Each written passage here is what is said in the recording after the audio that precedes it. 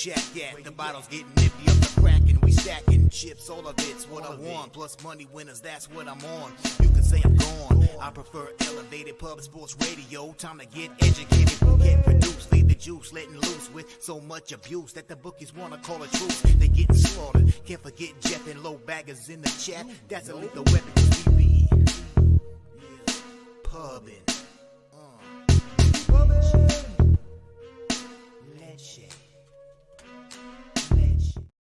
What's up, cappers, gamblers, punters, hustlers, low baggers? Happy Friday, July 21st to all of you. Thank you for watching Betting with the Bag right here on Pub Sports Radio. It was a winning day yesterday. We scripted out the football game very, very well. I was on a losing streak in CFL, so I only bet the Elks plus 15. I did not bet the under and the Bombers team total under. It's fine. We go from a 6-game winning streak to losing 9 of 10 in CFL. It's fine. We scripted the game right. We cashed. Could have cashed for more. But at least get back to our winning ways. We cashed the live bet on the over in the Braves Diamondbacks game with all of you guys, Jose as well. We all cashed that. And that helped because I went 4-1 in MLB to start the day and then 0-3 late. So it all helped. It all helped very, very much. Good to have a winning day, but we need more. We need more. Every single day right now is the most important day of the year. We got to get back to our winning ways. And yesterday was a start. Also, watching the Orioles beat the Rays, although I didn't have the Orioles. I didn't have action on the game. Feels really good. Look, I'm not cashing, 2.5K right now on the division bet, but it sure feels like there's potential. But if you look right now, the Orioles are plus 190 to win the division. So the market does not believe I'm about to cash that action. Whatever. It still feels good. They play really good baseball. When you watch the Blue Jays play day in and day out, the base running mistakes, the fundamental mistakes, and then you watch the Orioles, it's just a breath of fresh air. It's just great. They're a really good baseball team playing baseball the right way. And I hope they win the division. And I hope I get that cash. All right. We have a big show today. We got 3 Canadian Football League games that we're going to start with the great Bobano. And then we break down the 15-game MLB card. I am 15-8 on MLB bets I make before the show Friday. I have to do it for Toronto Radio. 15-8, up very healthy. And I have 2 bets. Beat the market on both. Now, beating the market is not necessarily a sign that we're going to get paid, but the only 2 baseball bets I've made are the first 5 under 5 in Kansas City, New York Yankees. That's now 4.5, and the first and the full game under 9. That's now 8.5. The only football bets I've made are in this Toronto Hamilton game that we're going to start off with, and Bobano will be live at. So that's I'll wait to talk about that. Also, I watched the Unmuted Mike last night, and my God, it was money. It was so good. It was so funny. It was extremely enjoyable. Thursday nights at 10 p.m. Eastern, starring Dabby Cabin, Dave Rogers. God, it was really good. It was really funny. And it's just a breath of fresh air, man, doing something different. And it's our showcase video. We're going to, move everything for UFC for the next 36 hours or so on the channel. But we're going to be hammering it hard because it's a great, great show. And we're so close to announcing who the star of episode 2 is. And I can't wait till we announce it because it's a big deal. Big. That'll be the keyword. Just big. And you guys can put that together at your leisure.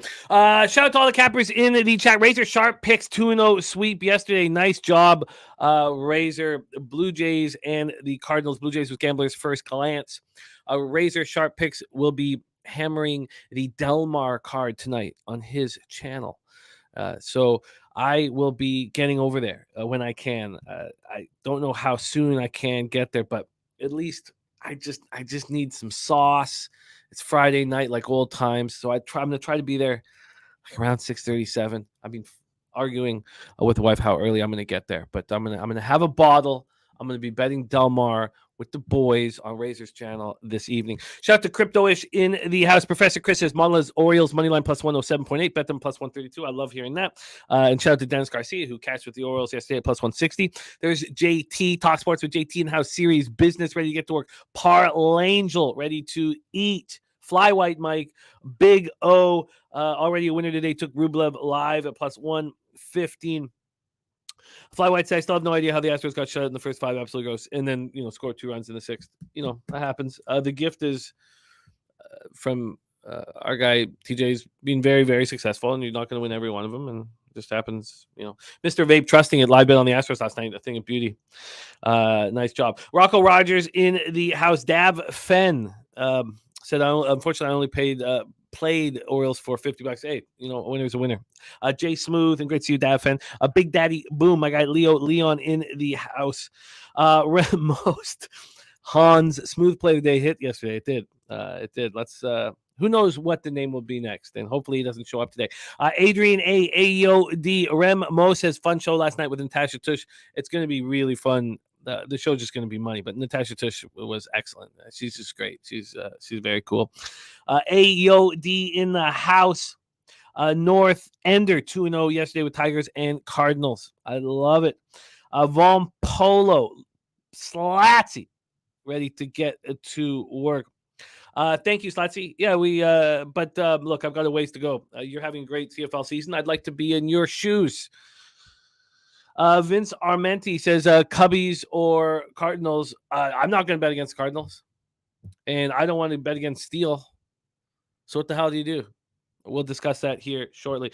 Travis Duarte in the house. Smoky Potts ready to get to work. Slot says, Jimmy, do you think the Royals make a move to bolster their roster? Yes, I think they're going to get a quality starting pitcher. Yes, I do. I think they're going to get a quality starting pitcher. Will they get another bat? Do they need another bat? I know they're pretty deep, but I do think they're going to get a top-level starting pitcher. I've heard from friends who have friends in the organization that they're searching right now, that they're going to make a big move for a starting pitcher and possibly another bat, but the starting pitcher is underway right now. I'm excited.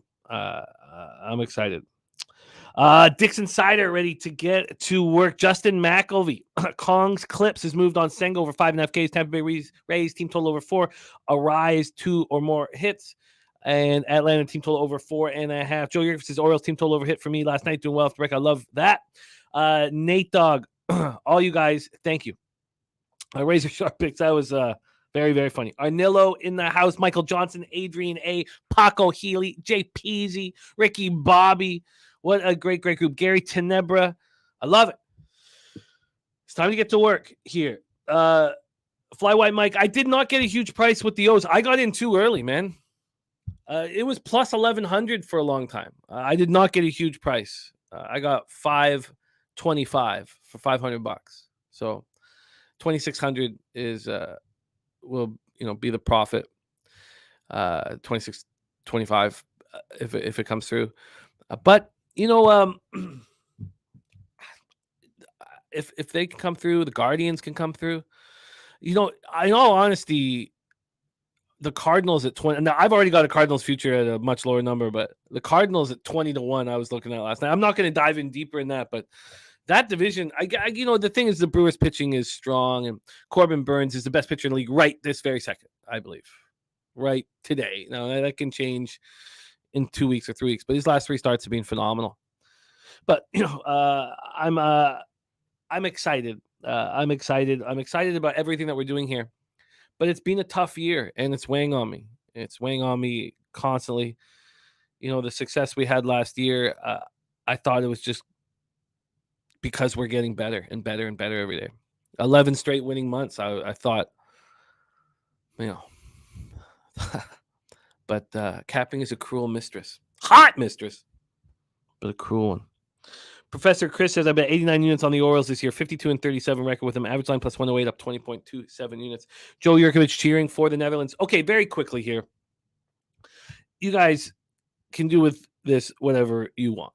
And I don't know what I'm going to do with it yet. But I've been given some inside information. And I know this sounds nuts. And I've kind of looked into it a bit, and it might, but that Haiti is live versus England in the Women's World Cup. And to bet them. to bet both teams to score, to bet Haiti plus 1.5, to move on Haiti. Vietnam's playing U.S. tonight. A big game for the Vietnamese. My family is Vietnamese. It's a big game. And, the Americans are 50,000 to 1. Or sorry, 50,000 minus 50,000. Sorry. Shit, sorry. I'm barely sleeping. I'm fucking very angry about my baseball action. 4-1 starting out yesterday and finished 4-4. Minus 50,000. And Vietnam's only 66 to 1. Haiti is 50 to 1. And England's only minus 5,000. That's a big difference. Minus 50,000 and minus 5,000. So, do with that what you may. I may make some bets on Haiti. I'm told that it's legit and they're live. And they're live at this huge score. And it's going to be this huge upset and all this shit. But do with that whatever you want. All right. Remember I thought they were Chinese? No, my family is Vietnamese, my friend, and Northern Vietnamese. So don't fuck with us. Let's get to work. Let's bring on the star of Fridays for a long time here on Betting with the Bag, coming to us from Steel Town, Canada. Canada's black and yellow. Please welcome Ian Cameron to the show. Bobano, how are you, my friend? Yeah, it's been a while, man. It's good to see you again and everyone in the chat. It's everybody I think's had a tough time in baseball since the All-Star break. I think outside of one day, I've had a small losing day every day since the All-Star break. It hasn't been a disaster since the All-Star break, but, minus 0.2, 0.3 units average on a daily basis since the All-Star break. But it's not what I want, but I understand the volatility. I mean, you're coming out of this All-Star break, and I'm seeing shit that's really surprised me. Pitchers that have just been crushed that you just don't have. Brian Bayo getting just destroyed by Oakland the other day. I mean, it's just some who was pitching really well before that start. I mean, just some crazy-ass shit that we've seen here the last few days. So it's been tough to navigate it, but it's a Friday. There are some teams that I really like on this board today, so looking forward to talking baseball. But first, CFL. And CFL, look, I was 7-0 in CFL last week, so it's hard to duplicate that, but we'll try. Well, let's get after it, my friend. I'm looking forward to roll with you here. Let me just get the levels play of the day from Tone Miggins, copied and pasted, so we're ready to rock and roll. Fast Cash play of the day is here as well. Let's go. Let's hammer away. We start with all these games are wild. And of course, last week, I was thinking of you because all 4 games skied over the total. That's probably why it was a good week for me. Yes. Now I gave out the under here on the show for last night's game. It moved to 46.5. I was like, this is going to move to 47. This is going to move to 47. We finished the show and it's at 45. So that I at that point I probably should have still trusted it, but I was a little angry and I didn't bet it. And I didn't bet the Bombers team total on it, but we got the Elks plus 15. So we are getting back to our winning ways. There is Ron Crawford in the house with Cubs -1 at plus 111 for the spreadsheet play of the day. So let me copy and paste that. But let's get to work here, Bobano. And I've just bet this one. The fun about football, and we all love betting football enormously. And horse racing football, for me, for horse racing and football, it's the most fun to put together your game script. It's easier, I believe, to put together a game script for horse racing and for football than anything else. And that's probably what makes it so fun to scorecast those two sports. But our game script was right yesterday. And I'd like to, and there's serious business looking at Haiti plus 3.5 and plus 125. Yeah, serious business. Now, I should also say that the capper who gave me the Haiti look is a really good capper, and he's Haitian. Okay, so, but he's a really good capper. He knows this team really well, and I have not moved on yet. I've been looking at all sorts of ways of betting it. I just wanted to pass the information along to you guys, basically. And if I do move on, I'll tweet it out. We're trying to gather as much information as possible. So Robert Franklin's on the over 50. This total has been going up and up and up. It's now dropping. And this is the way I see it, and we'll hand it over to our guy, Bobano. First off, as I said, this total, sorry, I got the Roughriders Lions total up here, but this total has been going up and up and up, and it's starting to draw. Oh, it looks like it just went up again. Excuse me. So, yeah, it just went up 2 cents. So, but it's still juiced to the under at 50, and there are still some 49.5s out there. So Bet Chris never moved it to 50. The books that are at 49.5 have moved it 50, and the books that moved it 50, you put a little juice on the under. And then there's Nate Dogg in the house saying Argos from a line spread thing. Pete asked, if we were moving on the Argos on Tuesday. And it should have been moved then. There were 7.5s widely available. Pinnacle has moved this to 10.5. Something also very interesting about this move at Pinnacle is at 10.5, they've had to move on Hamilton. So they had a 12-cent move since they moved it to 10.5. They were one of the first books to move it to 10.5. So here we go. Oh yeah, Sky Dragon. We did the whole Women's World Cup breakdown that you asked for. We brought Flash on, and we got all the futures and all of that. The highest score. We did everything that you asked for, DG, and dropped it. We'll be talking more about it, but here we go. So the sunny 74 Fahrenheit, 12 miles per hour. At least you're going to get some beautiful weather at your football game this evening, Ian. Ticats coming off a 37-29 win at the Elks Thursday of last week, and it was a much more dominant performance than we saw there. Schultz, though, got hurt. So now there's no Bo Levi Mitchell. There's no Matthew Schultz. And so the question is, what the hell are we going to get with Taylor Powell? And this is a recurring theme. There's been a carousel of quarterback injuries in the CFL this year. So we have Taylor Powell, and he was Eastern Michigan's quarterback last year. This is a big, big, big step up, and we'll let Ian discuss what he thinks of Powell. But he was pretty good at Eastern Michigan, 16 touchdowns, 8 interceptions, and 2,111 yards. And look at Rourke. I mean, Rourke came from a very, very similar situation and excelled in the CFL. Now he got to be a backup for a while. And we're going to talk about Mason Fine, North Texas's quarterback, two-time Conference USA Player of the Year. If Mason Fine was 6'4", he'd be in the NFL. But he's 5'11", and we'll get to that, later. The problem here is Hamilton Tiger Cats defense, and we've been waiting for this defense to look better. They were in complete control of the Elks game and took their foot off the gas. Maybe you could say that. But 30.8 points per game they're allowing, and that is a problem. The Argos coming off a wild 35-27 victory in Montreal last Friday. Look, I had the Alouettes +6, and Kelly was spectacular. And they get the late touchdown with 45 seconds left, and screw me. They've scored 30-plus points in every game this year. Chad Kelly is being excellent. This team is just very, very good. And what do you want? 11 yards per pass, 134 rushing yards per game. And they do finally, and I don't mean to want injuries, but they do finally have injuries. They're dealing with injuries to their defensive line, and they have Isaiah Cage out of their offensive line, and we don't know about Jordan Williams and linebacker at this point, but they've got injuries.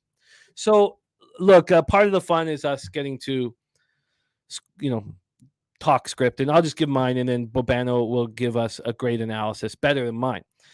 But the way I see this is that the Tiger Cats are at home, and they play with pride at home. And historically, they've been the best bet in the league at home. They're playing against their rival, who is the best team in the league. They're playing with a quarterback who probably shouldn't be there. And I expect their team, not their quarterback, but their team, to step up and play with a ton of character and a ton of passion and play as well as they possibly can. I expect their defense to play well. Now, against Fajardo and the Alouettes, Kelly was forced to put up points. He was forced to score, and he had to score constantly. He's not going to be forced here. He knows that they're a much better team than Hamilton. They don't need to force it. They don't need to push it. Powell's going to make mistakes. Just don't make mistakes yourself. I do not think this is a very high-scoring game like the market is moving it to. I think the Ticats defense plays their best game of the season. I'm not on the side here. I'm on the first half under 24.5 and the full game under 50. Bobano, take it away. Argonauts, Tiger Cats. So a small bit of disagreement here. I did play this game over the total early in the week, 47.5. but I ain't betting it now, or I'm not putting it out there as an official play now when I see 50 pretty much across the board. That's a significant move, and I figured it was going to go up early in the week. From the Toronto side of things, they are really, in my opinion, right now, an over team because they are a big play offense. They get big run plays from A.J. Ouellette and Andrew Harris. They're outstanding tandem at running back. Chad Kelly can throw, and not only can he throw short to intermediate, he has not been scared to throw the ball deep vertically, and he has connected with Curly Gittins and David Ungerer, a former Ticat. Maybe look out for him tonight because he may have an axe to grind here against his former team, but they have been a big play offense, and no one's been able to really contain them throughout the course of the season. And when you look at Hamilton's defensive improvement in the last two games, off a bye week against Ottawa when Jeremiah got hurt and Dustin Crum had to come into the game and, with no preparation at all, wasn't even close to ready to come into that game. You could tell. And Hamilton kind of feasted on that. And then, of course, last week they played Edmonton, which isn't saying a lot. And actually, they gave up 29 points. Now, a lot of that was in garbage time, but we've seen a lot of teams shut down Edmonton completely. Even Hamilton didn't do it completely. I remember Edmonton moved the ball pretty well in the first half. They scored a touchdown at the beginning of the second half. So I have concerns about Hamilton's defense containing. I agree. They're going to want to step up and rally around Taylor Powell. There is no question about that. Are they capable? Are they talent and personnel-wise capable on defense when they have not really shut down a good offense yet this year? We're going to find out tonight. It's also why I'm hesitant to take Hamilton in this game. Plus, Toronto is perfect straight up in ATS this year. 4-0 straight up, 4-0 against the spread. I don't want to step in front of that train. And I cashed a ticket with the Argos last week. And, I hate them, but I figured they were much better than Montreal. I think Montreal's a bit of a phony. And Toronto took care of business against them last week. With 40 seconds left. Yeah, they did. But Cody Fajardo and the Owls did move the ball pretty well throughout that game, but Montreal couldn't stop Toronto. So, yeah, I hate the Argos, but if I think they're a good bet, I'll bet them. I think if you got -7 with Toronto here, it's a good spot. I don't think we're winning this game. Maybe we keep it competitive. Here's the one thing, though. Taylor Powell's been a very confident kid this week. His quotes are all very confident. He believes in himself. He says he knows this offense, that Bo and Matt have prepared him well. He has been with the team all year. Training camp, he got some preseason action. So, he's very capable of, I think, being serviceable. And to me, the thing that could give Hamilton the chance to score points here, because Toronto's defense has been great. There's no doubt. The D-line's very, very strong. And the secondary's been a ball-hawking secondary. And that's another thing I think I might go in my favor with potentially the over here is Powell throwing an interception or two, because Winton McManus and these secondary players, Alexander for Toronto, they've been ball hawks. They've forced Vernon into 6 interceptions. They got it 1 or 2 on Fajardo last week. There's definitely potential that we see maybe Powell make a mistake or two. Toronto's dinged up on the defensive line going into this game. Other than Aromalade, who's going to play, they've got Costigan out. They've got another key defensive line starter out. They've got 2 or 3 D linemen that aren't going to play, starting D linemen. So that's going to maybe negate the pass rush a little bit. And certainly it's going to make them weaker against the run. And I bring that up because Slats45 mentioned a prop that I already bet this week. James Butler over 55.5 rushing yards. He got going last week against Edmonton. There are some cluster injuries on the defensive line for Toronto that's going to, I think, negatively impact their ability to stop the run here in this game. And you got to expect Hamilton's going to feed Butler a lot, because they finally did last week against a bad Edmonton run defense.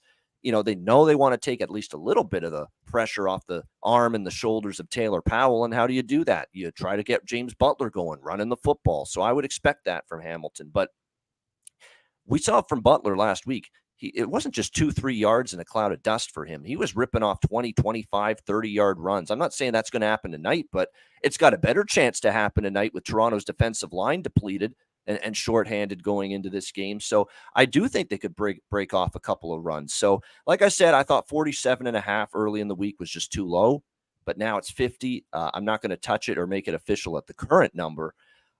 The side is interesting. I don't have enough confidence in Hamilton to pull the trigger and make it official, but there are a couple 10.5s out there. Proline Plus, a couple other books.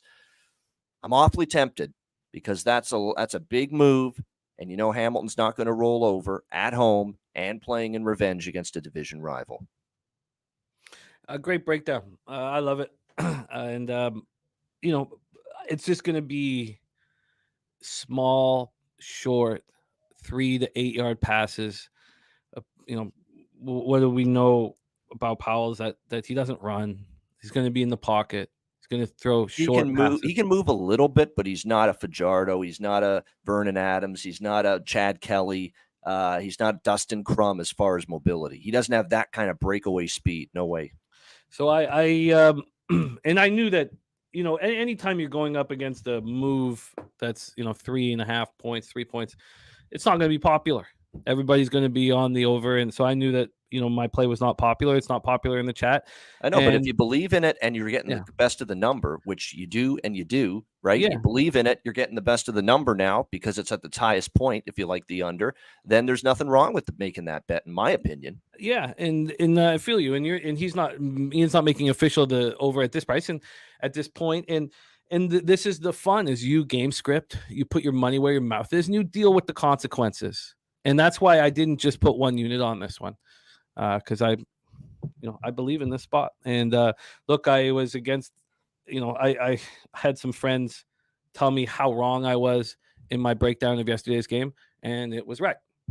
All right, that is our first spot on the board, Toronto Hamilton. Now, for those of you watching, we only have Ian until 1 p.m. Eastern. Yeah. So let's get through these next 2 football games pretty quick because we don't want to rush baseball. Yep. Saturday, July 22nd, 7 p.m. Eastern. There's our guy, Dabby Cab, in the house. What a show yesterday. That was so much fun. I talked about it right off the top, Dabby, but I saw some of that. That was great. You got something special. I retweeted it. Yeah, it was great. It's a great addition to the channel. It's huge. And we're so close to announcing next week's special guest, and it'd be a big score for us. So we're all very excited about the show, and great job, Dabra. All right, let's go. BC Place in Vancouver, Canada. Saskatchewan Roughriders 3-2, 2-0 on the road at the BC Lions 4-1, 2-0 at home. So look, when it comes to small quarterbacks, I just cheer for them. I always have.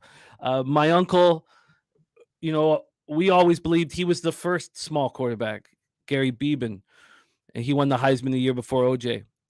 And so we always just love any quarterback that can't see over the offensive line. All right. So Doug Flutie, we all fell in love with. Gary didn't have the wheels of Flutie, but look, so I've got a bias.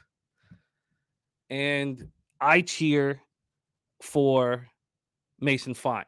Now, I didn't when he went up against Jose's UTSA squad, but I cheer for him. I want him to succeed. That prayer Hail Mary touchdown was very fortunate against Calgary, but sometimes, and Doug Fleet will tell you, if you have players believing in you and you believe in yourself, then magic can happen. But look, I'm not expecting that this is going to happen again. So let me just get that out of the way. So you guys know, obviously, and I know it, so I got to watch how I do it. Also, you guys know that I've been saying all year that Vernon Adams Jr. is not a good quarterback. There has been times this year where he's looked like an excellent quarterback, and there's been times this year where he's looked like the worst quarterback in the league. I think he's somewhere. There was a time he looked like it. There was really that one game only that he looked really bad. Yeah. 6 interceptions. Yeah. So if you cut that game out, he has the best numbers of any quarterback in the league. I've watched him for years. We all have our own breakdowns. I don't think he's a good quarterback. I do not think the BC Lions can win a Grey Cup with him. Roughriders come in off the wild 33-31 loss against Calgary at home last Saturday. Trevor Harris now out for the year. Mason Fine comes in. The Roughriders have very dangerous receivers. Very, very dangerous receivers that will help Mason Fine a ton. It depends. If it's Bain or Tevin Jones or Emilius, it doesn't matter who you talk to. They're very dangerous. Same with the BC Lions. they have issues in their injury front, a ton of issues. And the Lions are a healthy, dangerous group. I watched the Alouettes Lions game at Nutflush Allen's place. And I was with Slatzy on the Lions. I thought that the team would step up against Vernon Adams' old team. The Lions football team was so much better, and it may be better than any team in the league at home, maybe. But their quarterback play is not, and they didn't put up all those points. In fact, without that blocked field goal return at the end of the first half, they weren't going to cover the first half. So I still stand by this idea that Vernon Adams is not that good. Now, Taquan Mizell got hurt. Some sites say that he's going to be playing. Some sites say that he's not going to be playing. They have a legit backup, so that won't be too big of a problem. But I do not believe that we're sitting here with a top quarterback in the league. And I think Alexander Hollins and Dominique Rhymes are spectacular. I think the Lions football team is spectacular. And I don't Hollins, Rhymes, Whitehead, Katoy, Hatcher. I mean, you can go on for days with that receiving core. It's the deepest in the league. Yeah. It's the deepest in the league. Okay, so this is the line history here for this one. We have at Pinnacle, the Roughriders open up at plus 8.5. They're now plus 10, and that 10 is at a pick'em. And from a total perspective, we are sitting here with the total opening up at 45.5, which is where it is now, 45.5. Now it's juiced heavily to the under. And I don't know what it is with me going up against market moves in every single game all year, and it hasn't worked out well overall. But this is the game where I think that the over can be in play, because look at the special teams for the Roughriders. Look what they're doing. Look at the special teams for the Lions. I don't need Mason Fine and Vernon Adams to do too much to get over this 45.5, but now this 45.5 is heavily juiced to the under. Take it away for us here. I can't wait to hear your breakdown. Lions or Roughriders at BC Place in Vancouver Saturday night. Yeah, I mean, for the Saskatchewan Roughriders, you got to wonder what the gods have done to you to punish you, to warrant punishing you like this, because they are a riddled team injury-wise going into this football game on Saturday night. The cluster injuries on the defensive side of the football. Matt Dean out, linebacker. You got Rodney Clemens, secondary, out. Jackson Ford, secondary, out for this game. Roland Milligan, defensive back, out. Anthony Lanier, one of their better pass rushers on the D-line, out for this game with a foot injury. Wide receiver Braden Lenius, they just got him back. He's hurt again. One of their better offensive linemen, they actually got him from BC, Peter Godber. He's not going to play in this game with a hand injury. I mean, it is just insane how much they're of course, Trevor Harris, we know what happened to him. Offensive lineman Brandon Council, and you talk about an O-line that's not very good when they're at full strength. Godber's going to be out. Brandon Council's questionable and highly questionable. I know Dickinson was saying earlier this week couldn't practice earlier in the week. I mean, geez, it's a really banged up football team right now, especially on defense and especially on the O-line. And that's concerning for me here in this game for Saskatchewan. And to be honest, the way I see it, when is the last time the BC Lions have failed to reward me when I back them at home? It's been a very long time. They've been just so good at home. It's gone up to 10. The Lions are the side I bet early in the week. It's my favorite side on the board, actually, this week was BC. It's just not a good enough and healthy enough Saskatchewan team. It's just there's too many injuries and key positions. Your D-line is banged up like this with zero pass rush, one of your better pass rush. They still have Robertson, and he's really good, Saskatchewan, but to not have Lanier and then not to have a couple key defensive backs in the secondary, including Roland Milligan, and you're trying to defend the best receiving core, the deepest receiving core in the CFL, have fun with that. It's going to be difficult for Saskatchewan. And the thing is, too, Jimmy, last week against Calgary, that Saskatchewan secondary, Calgary doesn't have the passing game that BC does or the receivers that BC does, and they're getting ripped apart by Jake Mayer and that receiving core, that had really struggled up until last week's game against Saskatchewan. So these injuries on defense are just taking a toll right now for Saskatchewan. I think BC puts up a big number. I'm with you on the over here. I am on that as well. In fact, I'll give out the numbers here that I'm on. ProLine Plus, is the one book that still has 8.5 with BC. It's minus 132 at that book, but I'm going to lock it in because I got minus 8.5, minus 110 early in the week. The juice has shifted at Proline Plus on that BC side, but the number hasn't. So even though I'm laying a bit more juice for the show official play, I'm willing to do it at BC minus 8.5, minus 132 at Proline Plus. And I'm also at Proline Plus, same book, over 44.5, minus 120, a little bit lower than the market, which is 45.5. So I like that over too. I am concerned about what Saskatchewan does offensively. That being said, Mason Fine can move a little bit. He's been on this team for a couple of years now. He knows the offense.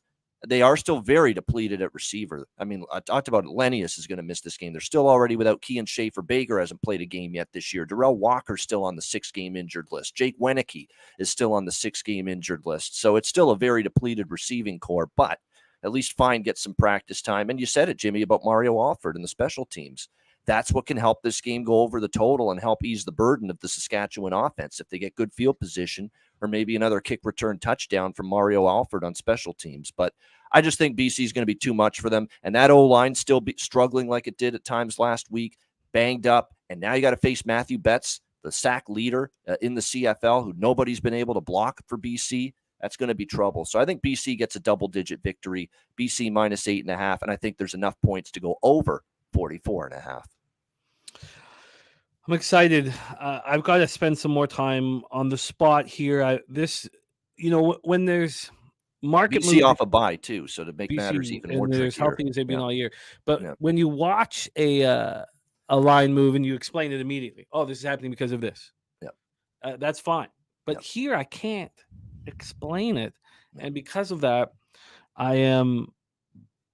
I just need more time. Maybe Saskatchewan's in this game start to finish, gives BC a hell of a game, and we tip our cap to the depth they have. Depth that I don't think they have, but maybe these guys are going to step up. And there's a bunch, like I say, this is just such a riddled team right now, injury-wise. It's strange that they've been better on the road than at Mosaic. It makes no sense. Also, another thing about Mason Fine, though, for you guys is he's a quarter Cherokee, and that's a huge deal in Saskatchewan. They finally have a First Nations quarterback that they can believe it. It's a huge. He's going to schools, and a lot of those schools that he's going to are all First Nations. It's pretty exciting what's happening with Mason Fine here, and there's so many things that I want to cheer for him for, and so I just need more time. I'm obviously blinded by the small quarterback issue. Love that I have, so we're going to move past this spot here.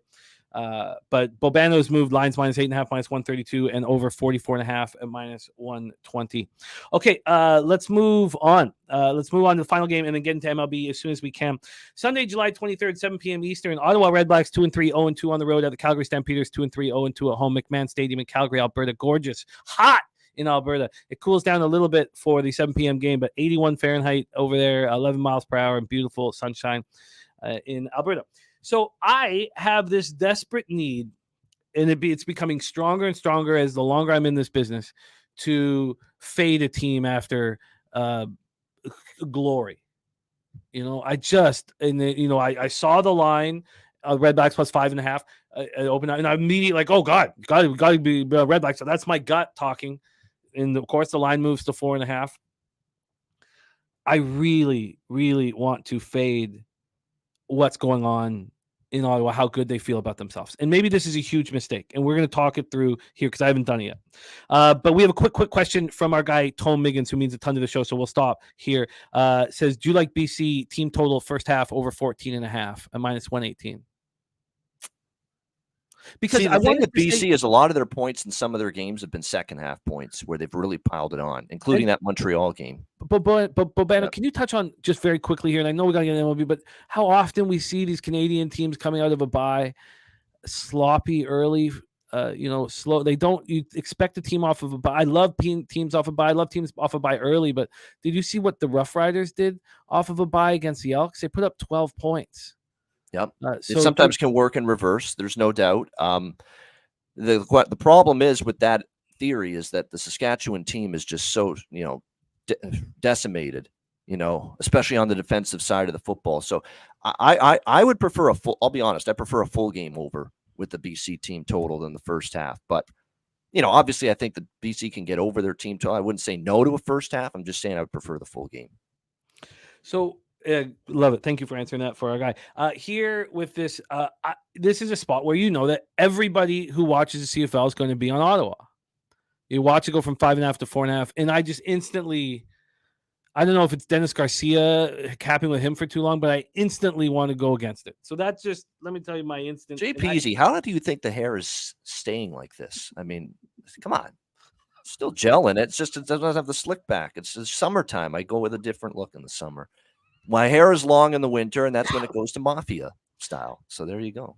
Well, I have zero questions about your hair, Bobano, but I do have questions about Redblacks stamps. So let's go. The total opened up here at 44.5. It's now at 45.5. And as I said, this has been moving towards the Redblacks, which is what what we all thought was going to happen. This opened up it actually opened up at 4. Pinnacle had it at 5.5 on the 18th, but it opened up at 4.5, got up to 5.5. I didn't know that was the first move. Interesting. I thought that at least Bet365, I only saw 5.5. And then 2 days ago on Wednesday, it moved a full 1.5 drop to 4. And at that point, there was more Calgary action. That 4 was a pick'em. And then, within 7 hours, there was 14 cents of juice on that, and then moved to 4.5. I want to be involved with the stamps. So let's discuss the spot. Ottawa comes in off a wild 31-28 overtime win at home over Winnipeg last week. We talked a lot about it yesterday. We talked about the 16-0 comeback in the last 4 minutes, 25-3, I think it was in the fourth quarter, and overtime combined. We also know that Ottawa simply doesn't win after a win. Like, they just don't carry it over. Now things can be different with Crum. So Dustin Crum, 364 yards, 2 rushing touchdowns, and a pick. He has been very good, and he's got talent wide receiver. But when he came in against Hamilton, I knew I was going to lose the first half. And it was just because it's going to be Crum running, because the Hamilton was not prepared for him, and they didn't seem to. They'd cover every single option, and then Crum would run for 20. But then Hamilton took over here, and so he looked good in that game until the defense prepared for him. And he's been very good on the ground. He ran for 91 yards in that game and touchdown. 26 of 42 in the last game, 261 yards and a pick. And he also ran for 74 yards and 2 touchdowns again. We know that's going to be their MO. He's going to be able to move the ball on the ground. So you've got to stop that. And then the Redblacks defense has been very good all year. They've been strong all year. They're a trusted group, whether it be the secondary or the pressure they're getting. They have 17 quarterback sacks. They're good. They're third in yards per game and second in scoring defense. And they have some issues, and we're still not entirely sure. They haven't told us exactly what's going to happen, but Cariel Brooks, a defensive back, we don't know if he's going to be playing. You have CJ Lewis with the Achilles, but they still have a great wide receiver group. They have a defensive lineman in Malden who is a foot injury, but we think he's going to play. Calgary is healthy. They're a healthy group here.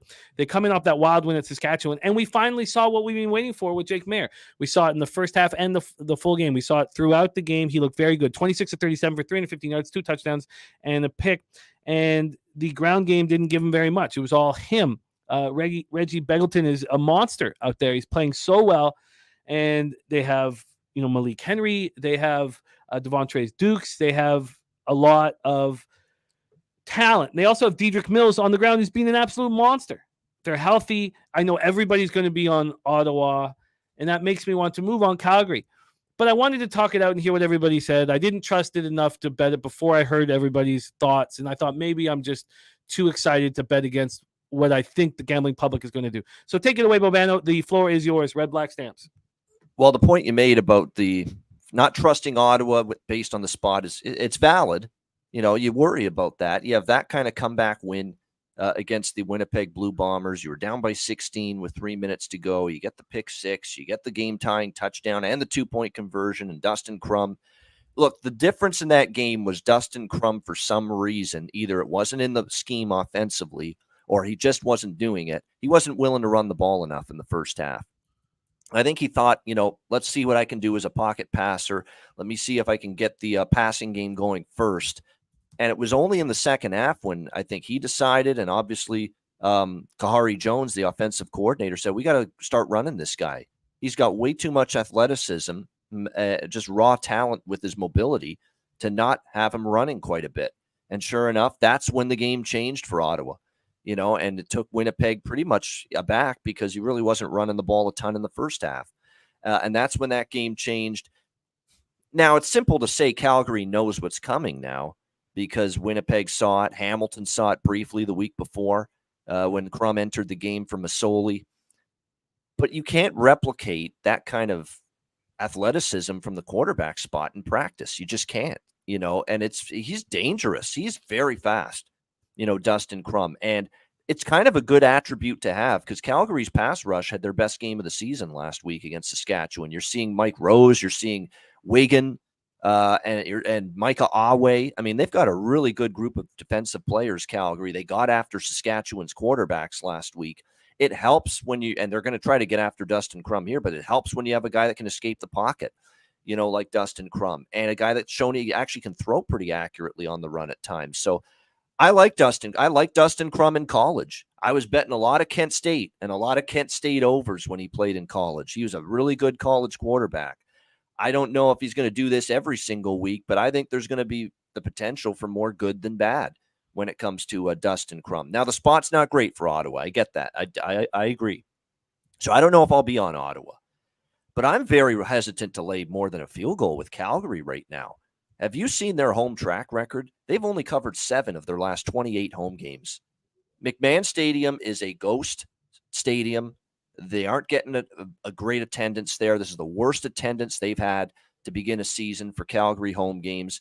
Calgary has not shown any ability to win games comfortably or win games easily. Look at last week against Saskatchewan. The last time they played at home against Saskatchewan went to overtime. That was down to the wire. This is just, not only do they have to win here, they have to win by margin, and they have been absolutely wretched at home as home favorites. Going back last year, 2 years ago, like I said, 7-21 ATS, their last 28 home games, which is awful. Many of those have been as favorites. Somehow, some way, Calgary keeps teams in games. Somehow, some way, it's a close game, it seems, more often than not with the Stampeders involved. Now, they did beat Ottawa earlier this year. Early in the season, it was 26-15 Calgary in Ottawa, but things have changed a lot since then. Nick Arbuckle was the quarterback that night. He was terrible. That's why Dustin Crum is the starter, not him right now. 2 of those touchdowns for Calgary were a short field and a defensive touchdown when the Ottawa quarterback fumbled and Calgary returned it for a touchdown. It's not like Calgary went up and down the field against Ottawa, and that game probably was closer than the 11-point final score would indicate. So this is a tough side for me, Jimmy. I'll just put it that way. I think it's tough to fully trust Ottawa off that kind of win, but I sure as hell ain't laying more than a field goal with Calgary. Not with that home favorite track record, which is brutal. They keep teams in games. That's concerning. And Ottawa actually hasn't done that bad long-term in Calgary. Ottawa's done better in Calgary than they've done hosting Calgary. So I'd actually lean to Ottawa before Calgary, but I don't love it. What I do love here, and it is official play, is over 44.5, -110 at Bet365. It's probably my favorite total on this entire board. And especially if Lorenzo Malden doesn't play for Ottawa. He's their best pass rusher. He's one of their best defensive linemen. And Jake Mayer, look, not a good start to the season, but he found it last week. And he found it because the O-line stepped up. He was more accurate, and he's got some weapons now. We were worried about Calgary's receiving core with Malik Henry out, but look at who stepped up now. They've got Luther Hakunavan, who's been good. Tommy Lee Lou.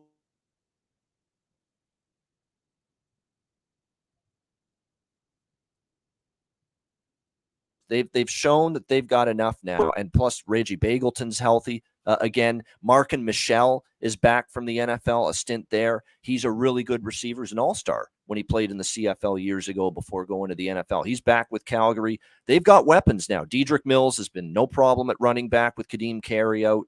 So I think Calgary's going to put up points here in this game against Ottawa. But I think Ottawa can return the favor. I mean, we saw, last week even Calgary's defense at times, up and down. No, 2 kick return touchdowns for Saskatchewan contributed. But I think Ottawa, with what they've got in Dustin Crum, he's a capable enough quarterback, even making this road start, He can make some things happen and contribute. And we're not asking for a shootout here. The total's 44.5, 24-21, and the game goes over the total, which to me is very plausible. So over 44.5 minus 110 is my official play here for the finale in the CFL for week 7. You got it.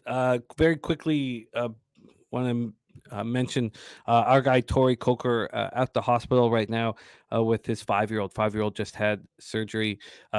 Thinking about you guys and the little man. So thoughts and well wishes. Absolutely, and Tori. I'm gonna reach out to Tori on Twitter just to get a better idea of what's going on here. But thinking about you, man. So if everybody could just take a second, send as much positive energy and love to the Tori Coker family and to I know for a fact, because I've had no people that have had their kid in surgery. It's difficult, and nothing is assured. So absolutely, we got well wishes and thoughts and just everything to you and your family, Tori. That's tough. You got to go through that. And this is Tori's Twitter. I just put it in the chat. So if anybody wants just to send him some well wishes, it's right there. There at Tori 0041. Thinking about you, Tori Coker, our guy. So as much positive and love over to you. Rod Zawacki says Ottawa on the points, easy play +5.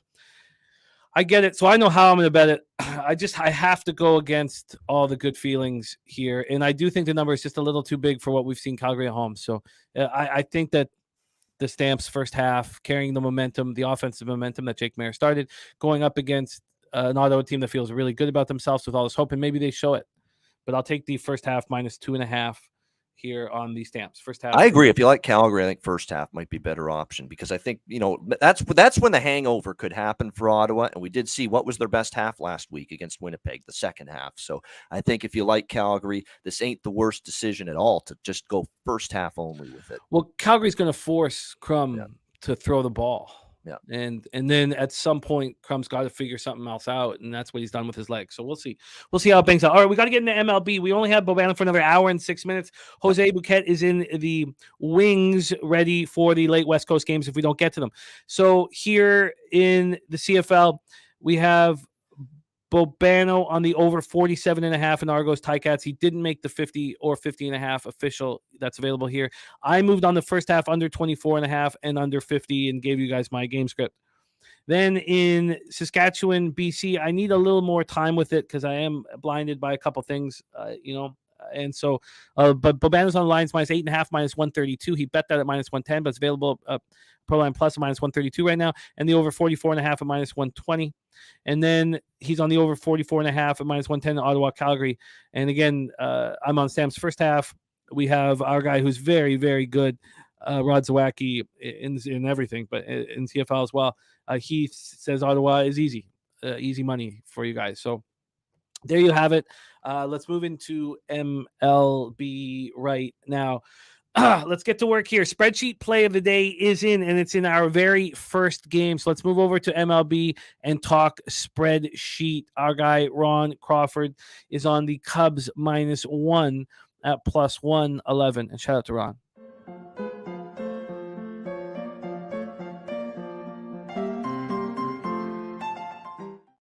Miggins has given us his levels play of the day. It's Morel to get a hit at -167, 3 units. He also has Contreras homer at +540 and over 1.5 bases.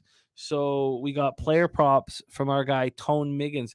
Johnny K is on the cards and the over. Rocco Rogers says, got his cards money yesterday. This game is way tougher. And Johnny K says, these boys can't be stopped. Now, can the Brewers offense be so horrible that the Cardinals can get back in this race? I don't know. But they're 20-1, I believe. It was 20-1 yesterday. SLW Buck says Flaherty 11-0 plus 11.1 units in road games versus a team with a losing record over the last 3 seasons. Wine Time Sports on the over 8.5 in this one. Only 2 plays from today, and this is one of them. This is great stuff coming from you guys. I'm going to copy and paste those 2 notes there. And Johnny K also on the cards and the over. Let me get this here. And let's go. Again, I've only made 2 moves in baseball today, all in the same game. And that is the Royals-Yankees under first 5 and full game. Johnny K on the cards and the over. Let's copy and paste that right here as well. And let's get to work. So we'll start. Oh, God, got too many things up here. We'll start with the line history here, and then I'll pull up the weather in Wrigley as well. I guess we should probably start with the weather and ballpark pals expectations of offense here. So we'll start with those two things. First off, the weather at Wrigley with these two excellent pitchers on the hill. Taking a second for that. I'll give you ballpark pal up. It's up right now. We have in St. Louis. Okay, I'll give you both. 71 Fahrenheit, 7.6 miles per hour in down to 6.7. Wrigley Field is the least offensive ballpark for expectation compared to the average. Minus 17% home runs today, minus 2% doubles and triples, and minus 10% runs overall. It's the only spot on the board that is double digits negative 2 runs. Let's take a look at the line history here. We have Flaherty versus Steele. An excellent pitching matchup. We'll start with the money line.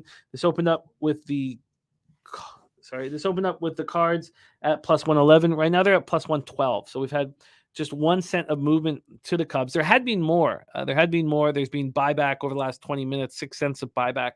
So we have a 1 cent move to the Cubs.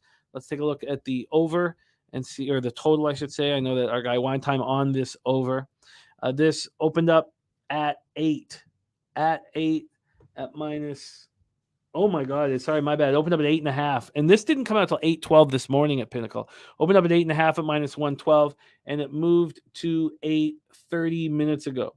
It moved to 8. Since then, it's taken 2 cents of money on the over 8. But so we have a move to the under, and we have no movement on the side. Let's take a look at what the expectations are here with the cash flow. 84% of the tickets, 79% of the cash on the under. And we've moved to 8. From a money line perspective, you have 67% of the tickets, 75% of cash on the Cubs, and the line is not moving. LJ, nice to see you. Ron Crawford says Flaherty has a 1.53 whip. 1.53 whip. And on the road, it's quite a bit better. But yeah, he's had not a very good season. 4.29 ERA, 1.53 whip. But there was a time, a month ago, where I was like, this guy is bet on. Now, his last start, 6 innings, 3 hits, 3 earned runs, 1 homer, 7 Ks, 3 walks, 94 win at home versus the Nats. On the road, 3.30 ERA. He's allowed 4 home runs on the road, just 4 home runs over 57 and a third innings, but 286 opponents batting average. Justin Steele on the other side has been very good this year, but got lit up and smoked in his last start at Boston. 6 earned runs, 2 jacks in 6 innings, but at home, he's been very good, but that was at home versus Boston. So yeah, he's coming off a bad home start, but he is having consecutive home starts. And what we see with these very good pitchers when they have consecutive home starts is they bounce back. Cards versus lefties since June 1st, just 243, 693 OPS. Cubs 247, 718. And the Cubs bullpen has been so much better than the Cards bullpen since June 1st. Run and a half better over 9 innings. Take it away for us here, Bobano, our first game on the card, our only afternoon action. St. Louis Cardinals, Chicago Cubs at Wrigley. So it is rare that we always sometimes get these Friday Wrigley games, and I don't think I've had many official plays on any of these games over the years, but this is one I really like, and I'm on 3 different bets here in this one. 4, actually. No, 3. 3. Look, it's very simple for me. Jack Flaherty has found his form here in July. He's pitched very well. St. Louis has won 7 in a row. They're 8-2 now in the last 10 meetings against the Cubs. Their lineup is really starting to mash the ball again. Arenado and company, they're getting the bats going. They could make a run. No one's going to run away and hide, honestly, in the NL Central. I'm not fully trustworthy of the Brewers or the Reds in the top 2 spots in this division. St. Louis has dramatically underachieved this season. We know there's more talent on this team than their record. And maybe they're starting to show. I still worry about the depth of their starting pitching. I still worry about their bullpen a little bit. Hicks, among others. Gallegos, some of these guys that were supposed to be good haven't been. But I definitely think in this spot, it's ride the hot, fade the cold. So I'm on St. Louis here, money line in this one, plus 112 at Pinnacle. This full game money line, St. Louis plus 112. I'm on St. Louis team total over 3.5. minus 122 at Pinnacle. I just think that team total's a gift right now with just how well this team is starting to hit again in their last few games. You look at St. Louis, 7 runs yesterday in the opener, 6 against Miami, 5 against Miami, 6 against Miami, 8 against Washington, 9 against Washington, 5 against Washington. You're going to give me a 3.5 with this offense right now? Look, I get it. Justin Steele's had overall a very good season. He hasn't been good the last 2 starts. He got destroyed in his last outing. I think he's going to start fading a little bit right now. I don't trust Justin Steele to have a strong second half the way he pitched in the first half. And to me, this is just the hotter team right now in this game. And I'm also going to go the third play. I almost forgot to mention it, over 8, minus 115, because look, this Cardinals team is mashing. Even if Flaherty pitches well, even if Steele kind of pitches all right, you got 2 bullpens I don't trust in the latter stages of games. And St. Louis has been trending over the total as well during this win streak. So 3 bets. St. Louis money line, plus 112. St. Louis team total over 3.5, minus 122. And St. Louis Chicago Cubs over 8. You are on it. And I have collected the information for your for record keeping purposes. Joe Yurkovich is got the same situation for me. And I just feel betwixt here. Can't fade the Cards right now. Certainly. And I kind of like now, if Steele is dealing with some arm fatigue, it's possible. I mean, I think it's possible because I think he's going to easily hit his max innings pitched in a season, the most innings he's pitched in a single season. Got to look at things like that. Yep. But I thought the All-Star break, and I know he pitched in the All-Star game an inning, but I thought that might have been so that we would see it in a little bit. But maybe it's happening right now, which is a completely legitimate spot. Tongue-tied loves it, and I am not on it. So, but I'd sure like the Cards to get into the race here to give my division futures, which I got, I could have, it's 20-1 right now. But all right, let's move on. 6:40 p.m. Eastern. We have the Colorado Rockies. Was that really? I thought we were going to. Oh, no, thank you. The Orioles. God, I was like, oh my God, we don't have to talk. We have sorry, let me move this over. I put your games on the wrong thing. Let's move over here. We have the Orioles Rays. Man, that was playoff baseball. I watched that. Great baseball game. Phenomenal. Last night. Yep. Watching Gunnar go to third when Arozarena tossed the ball in so lazy. You just, and one of the things we talked about yesterday was that the Rays have been in these games before. But I talked about what I've seen on that bench in the clubhouse. I've been watching. I'm like, man, these Rays, the only guy who looks angry is Kevin Cash. He looks very angry when they're losing, but no one else does. And, man, are these Orioles locked in? We talk about Adley Rutschman, how spectacular he is, but everybody in that around the Orioles says Gunnar is the best player on that team. And that he made one play on a little squibbler running in from third, throwing out, I forget who he threw it. Was it Siri? Someone with wheels. And it was just like mind-boggling. This Orioles team has me so pumped up. Now, obviously, I got the plus 525 to win the division, but they're still plus 190 to win the division. And a lot of people were on the Rays yesterday. So I'm so excited about this Orioles team. I wish they weren't in the AL East. Let's get to work on this game right now. Orioles 59-37, 29-17 on the road.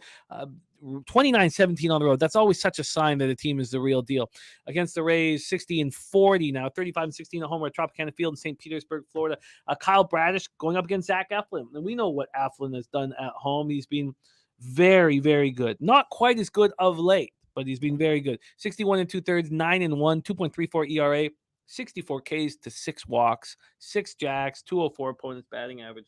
He's been very, very good. Let's take a look at the line history here for this one and then make some moves here. First off, for the total, we see this total opening up at 8 at minus 112 and moved to 8.5 at 7:43 this morning and then moved back to 8 at 8:51. So overall, we actually have 3 cents of movement to the under. Sorry, doing two things at once here. Let me just make sure I have that right. I don't want to screw that up. We have, 3 cents of movement to the under. So it opens up at 8 at minus 101. Now it's at 8 at minus 104. Let's take a look at the money line here for Bradish and Eflin. A much smaller line than yesterday. The Orioles open up at plus 142. They're now plus 127. 15-cent move to the Orioles. Wow. And don't forget, we talked about the price for the series for the Rays. It was minus 220. Wow. Minus 220. Troy Noack had the O's last night. Nice job. Jay Peasy says the Rays look pretty bad. Rosarena desperately swinging it there. I don't know if I can back Tampa Bay right now. And Rocco Riders says O's huge winner. They were plus 165 and bet 365. They thought that price was insane. Joe Yerkowitz says, I will keep asking, will the Orioles' incredible road run line record of 35-11 regress? Johnny K says on the Rays here, I think the O's take the division, though, with you there. I like hearing that. And Coin has the Orioles at 75-1 to win the World Series. They need an ace. Is Kyle Bradish the ace? I mean, he's certainly the best starting pitcher on this squad right now. Let's take a look at the cash flow then for this game. We have 44% of the tickets and 56% of the cash on the Rays. So we do have some bigger bets on the Rays, but we see this big market move to the Orioles. They're opening up their arms to anybody who wants to bet the Rays right now. 17% of tickets and 43% of cash on the over is interesting. It's quite interesting. So this moved up to, 8.5. There's really been no movement. Public on the under. Bradish, his last start, 5-4 win at home versus the Marlins was spectacular. They were up 5-0. They allowed 4 runs in the 9th inning to make it close, but he was awesome. 7 in the third, 3 hits, 8 Ks, 1 walk. On the road, he's been a little worse than at home, 3.83 ERA, but he's only allowed 3 jacks and 42 in the third. Opponents hitting 262 off of him. We went over Zach Eflin's numbers at home. Orioles are hitting 254, 745 OPS since June 1st against righties. Rays 249, 736, and the Rays bullpen has been very good as always. And the Orioles bullpen, is it going to come back and be elite? It was an elite bullpen for the first 2 months of the season. Take it away for us, Bobano. Orioles, Rays. Yeah, I'm back on Baltimore. I was one of the many on Baltimore last night, either pregame or a live bet. I'm back on them tonight, plus 130. I mean, Tampa Bay is, I don't know if it's feeling the pressure or regression or what, but, their pitching's kind of gone backward.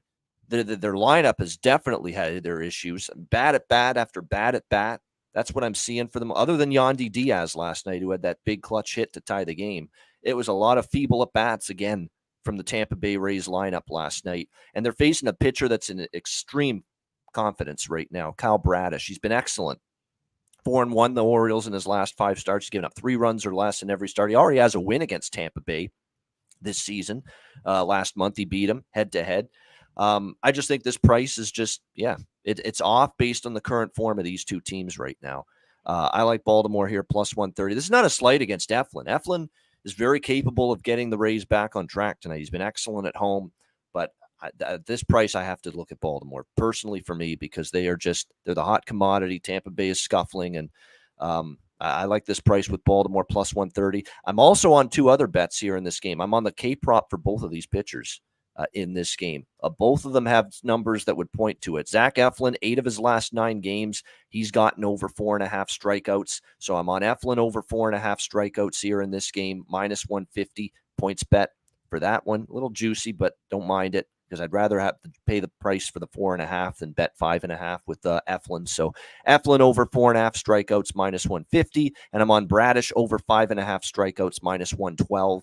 At FanDuel. Again, with Bradish, his strikeout and swinging strike rate's gone up considerably. And again, he has eclipsed 5.5 strikeouts in 4 of his last 5 starts. He had 8 strikeouts when he pitched against Tampa Bay last month in June. So Eflin and Bradish K props for me as well. Was that 5 or 5.5 for Bradish? 5.5 minus 112. Yep. Okay, you got it locked in with the Orioles plus 130. I have some hesitancy to get involved here in the game. I get a really nice payout if the Orioles can win the division, and I don't like being late to the party. For those of you who cashed on the Orioles yesterday or have been cashing on the Orioles since the All-Star break, you're playing with the house's money.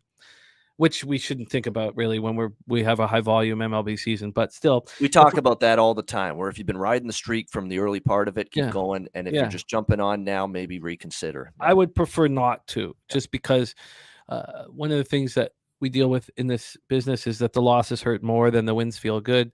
And I've got the division. I'm fully involved. I'll be watching the game. I'll be cheering Bobano on.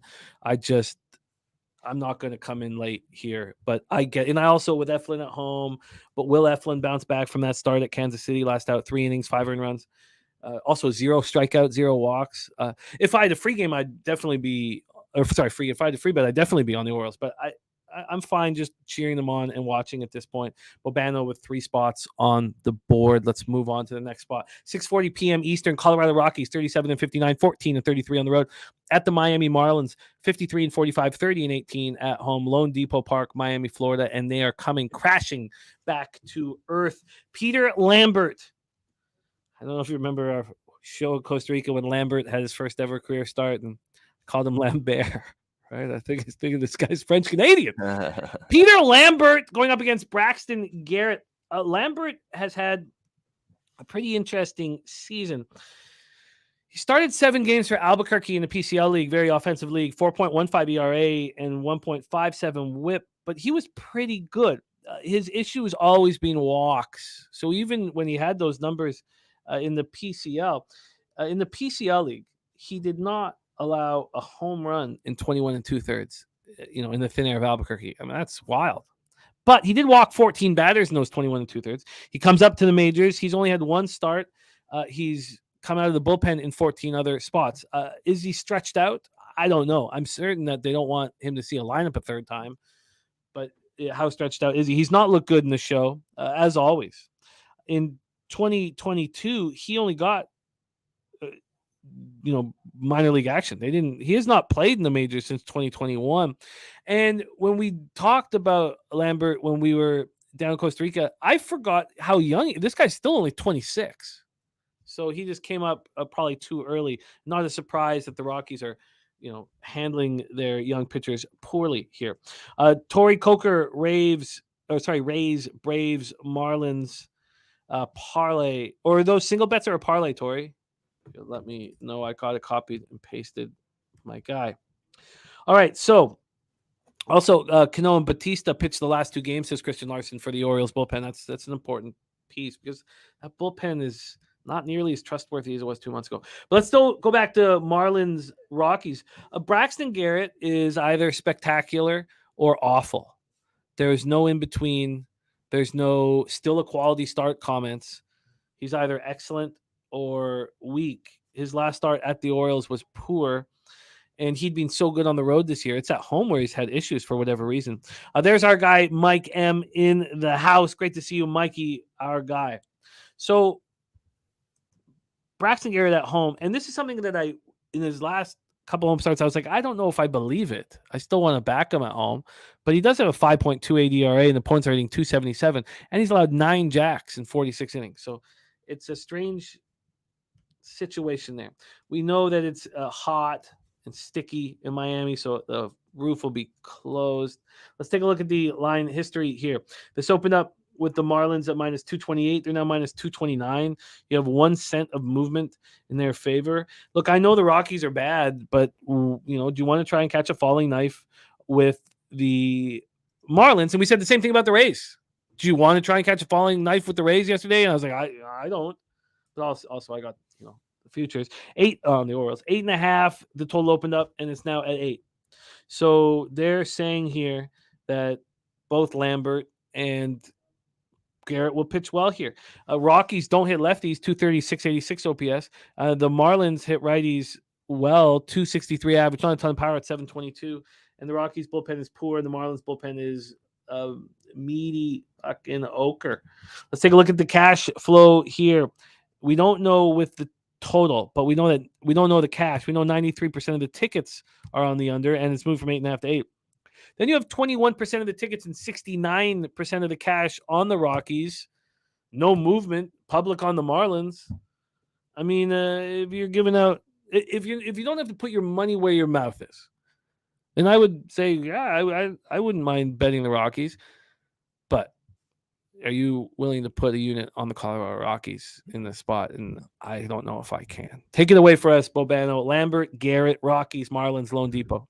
That being said, there's no way I'm laying minus 240 with a team on their first extended skid of the season like the Miami Marlins are. I mean, getting swept by the suddenly hot St. Louis Cardinals, not very good earlier this week. And now obviously back home. I expect them to have a good weekend. I think they can turn it around. This is the right opponent to do that. And I think Garrett will have a better performance. Like Colorado is terrible against lefties this year. Absolutely brutal against left-handed pitching. This is the ultimate get-well spot for the Marlins and get-well spot for Braxton Garrett.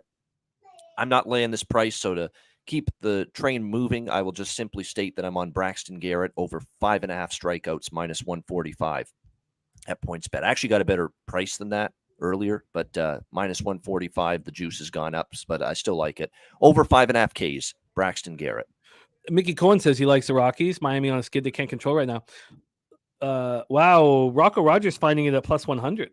Yeah, he got in early. I didn't get plus 100. I got minus 115, which is still better than what's out there now. Yeah. But I still like it. I think he gets 6. This is the third most strikeouts in Major League Baseball against left-handed pitching this year, Colorado.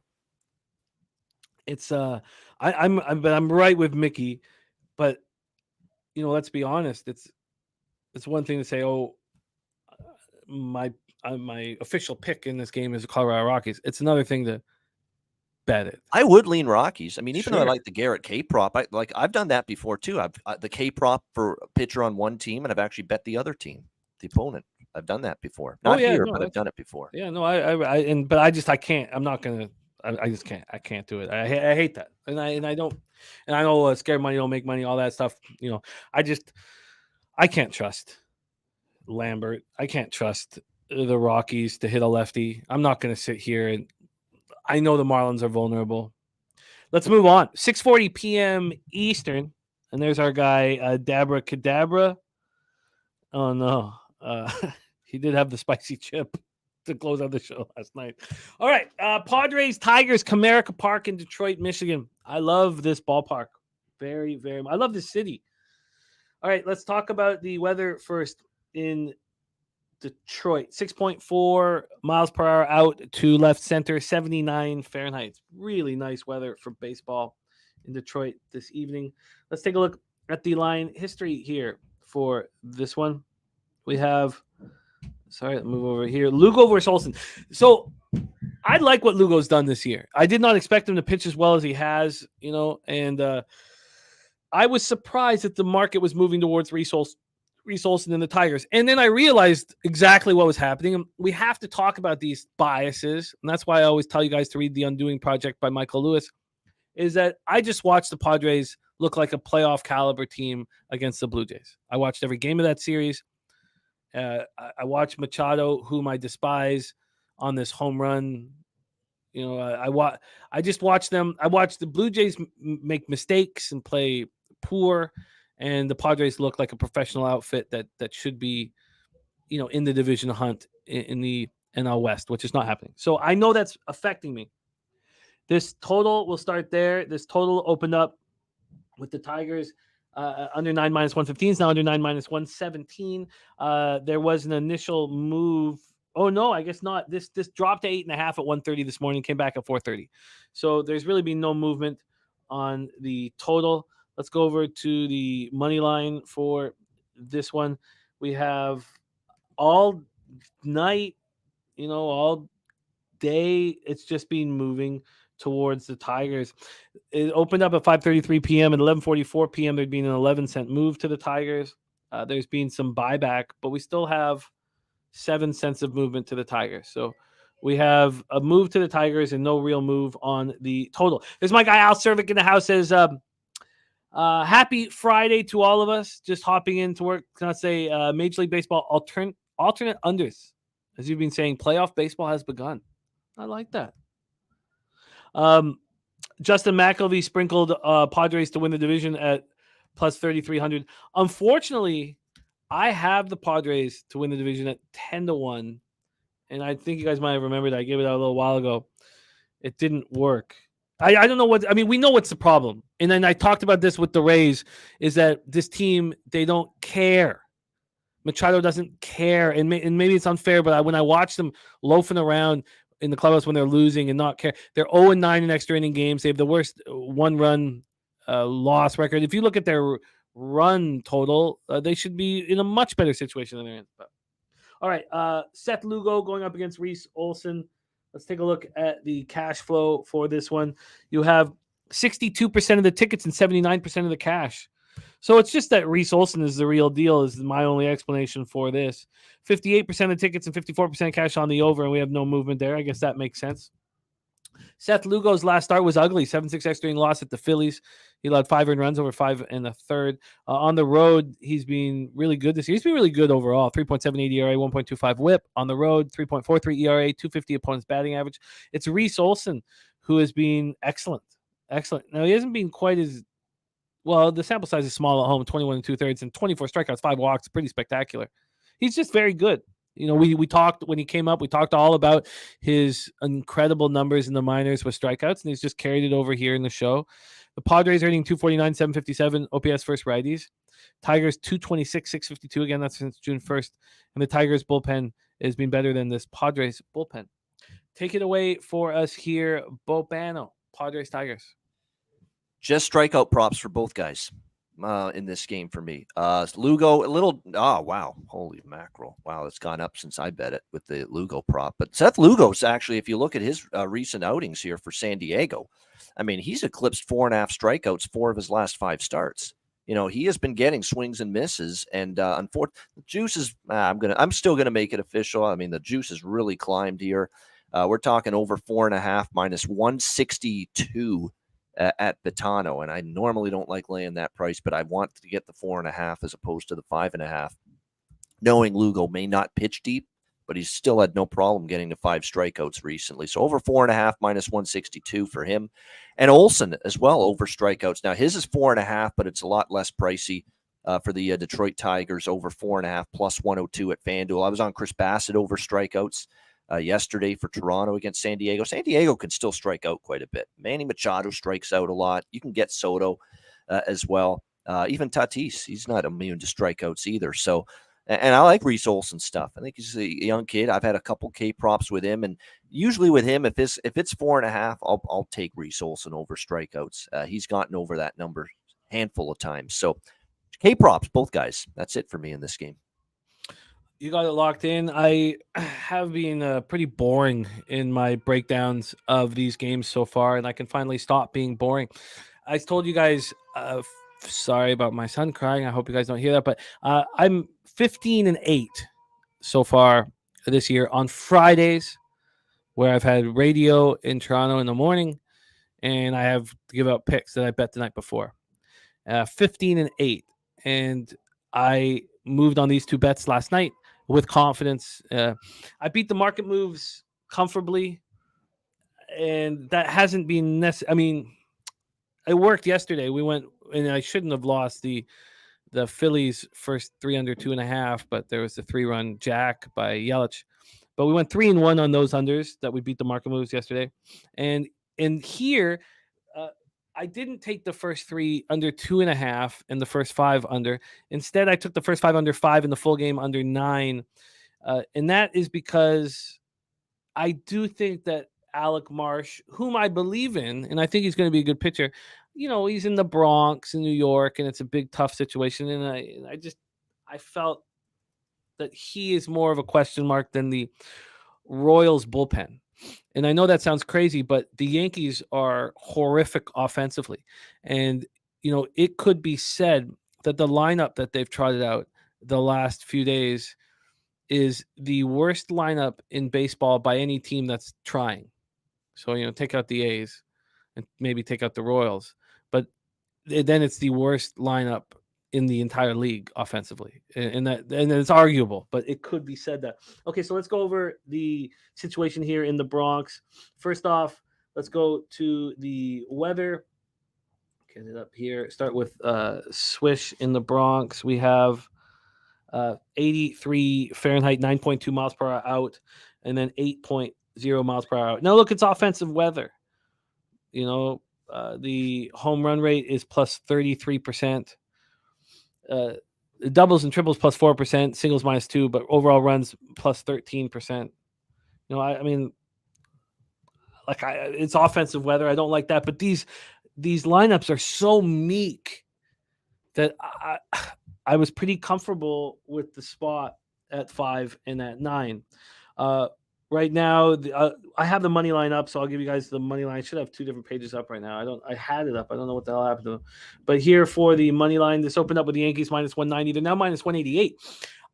You guys know I really like Clark Schmidt. I think that he's one of those pitchers where his numbers are bad because of his terrible start, and he was better than those numbers indicated. And we've made a lot of money with him on unders. And I thought about the Yankees, and the initial move was heavily towards the Yankees. It was a 13-cent was the first move, was 13 cents.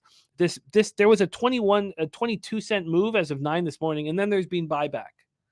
And I get it. There's no possible chance that I would ever bet the Yankees at this number with this lineup that they've been putting out every day. There's just no chance. When Gleyber Torres is your best hitter, what happened to Rizzo? Where's Rizzo gone? I mean, when was the last time Rizzo hit a home run? Because it feels like it was 2022. I'm not going to take Yankees at this price, but I took the unders.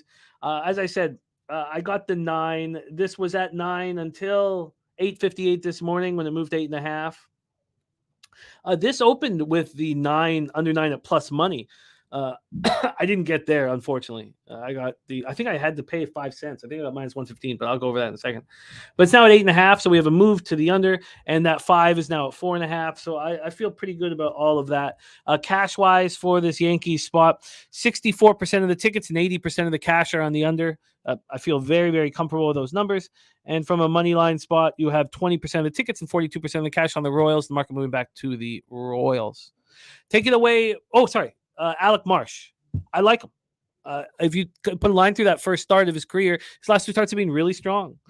His last start was at home versus the Rays, and he held him down. 2 solo shots, 6 innings, and 11 strikeouts and 1 walk. I think this guy has got a lot of potential. Clark Schmidt, you guys know, I talk about it all the time. I really like him. I love what he did in Colorado last start. I make money on his unders. He's better than his numbers indicate. I've had a lot of people in the chat tell me that he's trash and he's garbage and all that stuff. And look, it's okay to disagree. There's nothing wrong with that. It's part of the fun. I think he's a good pitcher. At home, he's got a 3.93 ERA. He's allowed 11 home runs, 55 innings, but they all came in the beginning of the year. Royals are hitting 227, 638 OPS versus righties. Abysmal until you see the Yankees are worse. The Yankees have been the worst team against righties for a long time. These numbers are since June 1st. And the Royals bullpen's bad, but if you want to get better, pitch against the Yankees. Take it away, Bobano. Royals, Yankees. Yeah, there's no doubt Clark Schmidt's turned it around. He's pitched really well. One of those good starts was against Texas, too. Let's not forget that. Pretty damn good lineup. One of the best in baseball. So, no, I'm fully on board with Schmidt's turnaround. He's pitching really well here in going into this start. I mean, the New York Yankees, man, to tell you just the plight of this lineup right now, they were befuddled by Chase fucking Silseth the other night. The LA Angels. What do you have? 8 strikeouts against them? In fact, this is my favorite, maybe, and it's certainly from a value standpoint. This is my favorite strikeout prop of this entire card tonight. Alec Marsh, Kansas City, over 4.5 strikeouts, minus 128. We just saw the guy have 11 against Tampa Bay in his last start. He had 5 in his previous starts before that, 5 in each of his 2 starts before the Tampa Bay start. The Yankees are K-ing at double digits per game in their last 3 games on average. They are striking out a shit ton, a crap ton, the New York Yankees in the last few games. This is value, folks.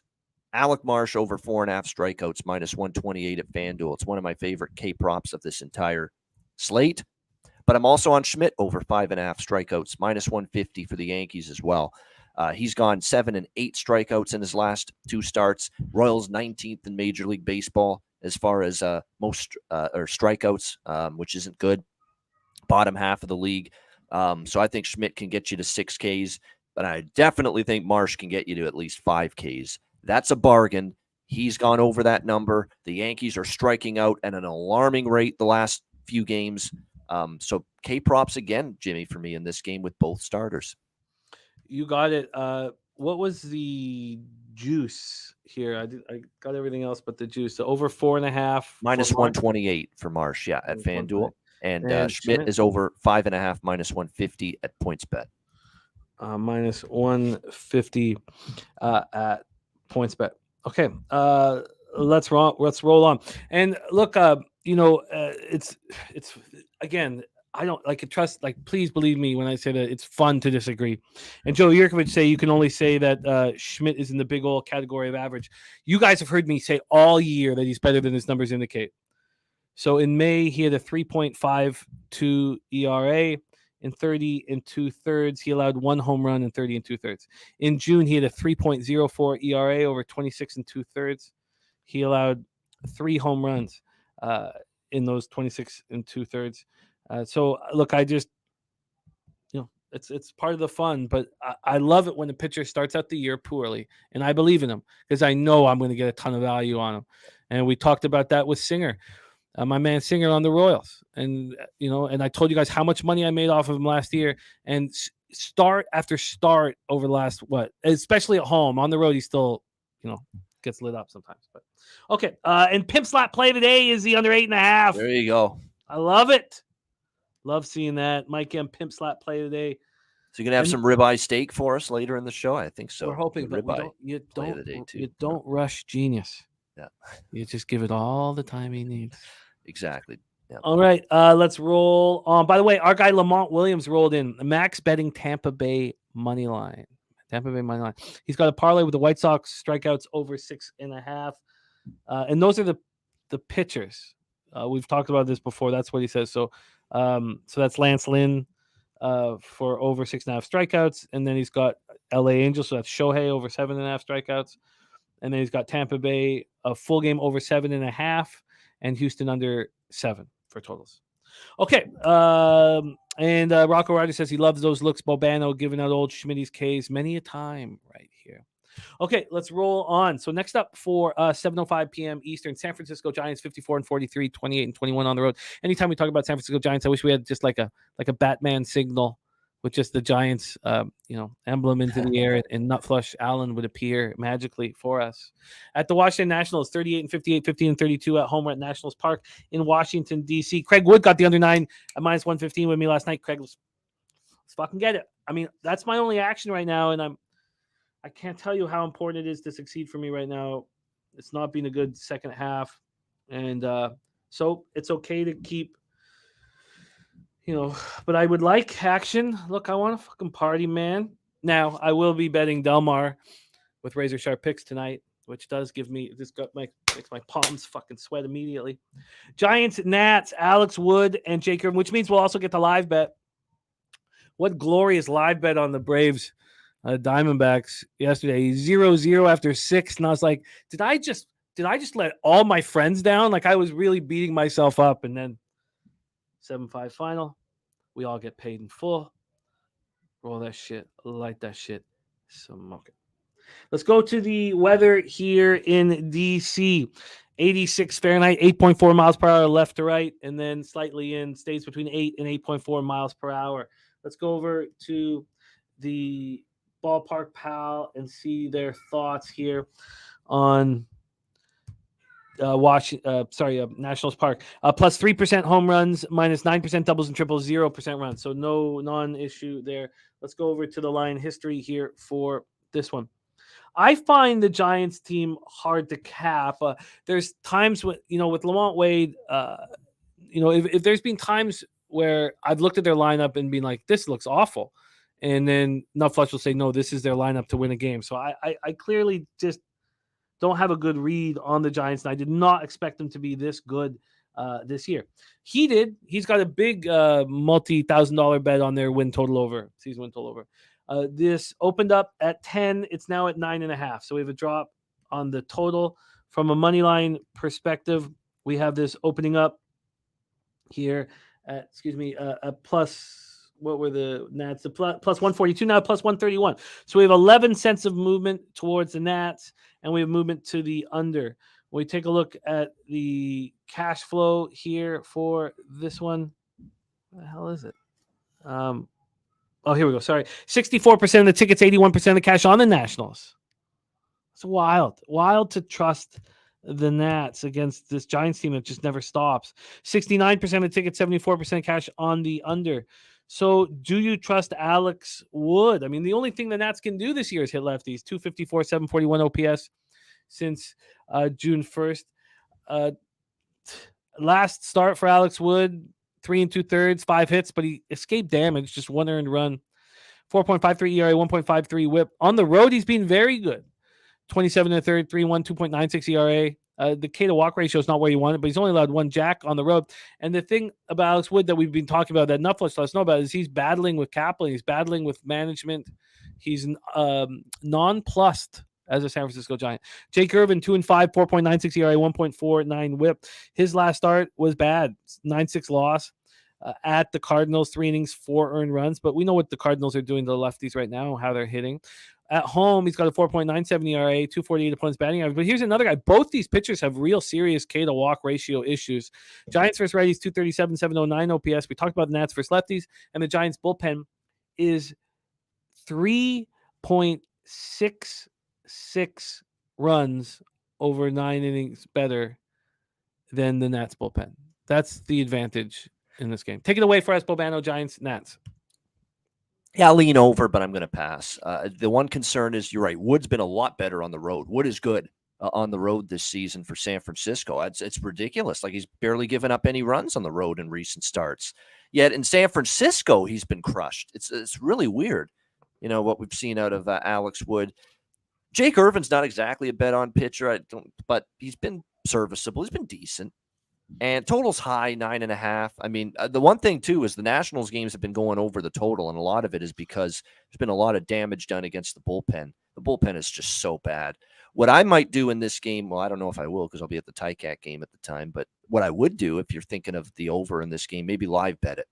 Wait for maybe these starters to get out of there and then get a better number and maybe feast on these bullpens, especially Washington. So I lean over, but I'm going to pass. Yeah, I can understand all of that, and I don't feel like I've got a nice read on this game, but it's a very important point that Bobano makes, and we could put that into fruition. We could do that, execute that plan on Razor's show this evening with Delmar. Yeah, remember that for the live show tonight. Yep. All right. If let's say it's 2-1, 3-1 in this game, in the 4th, 5th inning or something, and that Washington bullpen's coming in soon, you're going to get better number live with the total, and it's probably worth a look. This bullpen just cannot get outs for the Nationals. Look what the Cubs did to them. Well, and we did exactly that with the Braves Diamondbacks yesterday. Yep. Exactly that. It was 0-0 in the 6th, and I was like, we still got a chance.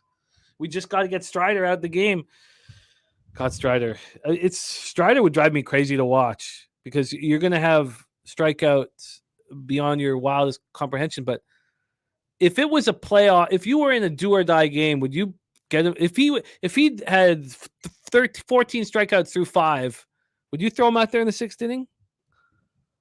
I would consider it. I probably would, because when he gets touched, it goes yardstick. Yep. All right, let's go. 7:10 p.m. Eastern. Arizona Diamondbacks 54-43, 28-19 on the road. At the Cincinnati Reds 52-46, 25-26 at home. We're at Great American Ballpark in Cincinnati, Ohio. We talked already about the offensive weather expectation here. 81 Fahrenheit, 7.4 miles per hour out. It dies down to 5, but this is the highest on the board here at Ballpark Pal. Listen to this. This is the highest we've had all year. Plus 43% home runs. That's just nuts. Plus 20% runs. It feels like we're talking about Coors, but Coors has never had plus 43%. This is the highest. That's the highest number I've said all year. We have Tommy Henry going up against Ben Lively. Let's talk about the line history and then the cash and then make decisions. First off, Reds open up minus 115. Right now they're minus 116. Nothing to talk about there. From a total perspective, though, this is opening up at 10.5. And it moved to 11 at 2:30 in the morning. The 11 got somewhat juiced. It became a pick'em, but we're right back at 10.5. So we've had 2 cents of movement on the over. 2 cents of movement on the over. So we've had no real movement at this point after this line's been out for a long time. So let's take a look and see if the cash is. Look at that. 72% of the tickets and 93% of the cash on the over. And that line is not moving. That would concern me. You have 36% of tickets and 44% of cash on the Reds. So I guess that makes sense that the market's not moving because there's nothing really to adjust to. 56% of cash on the Diamondbacks, 44 on the Reds.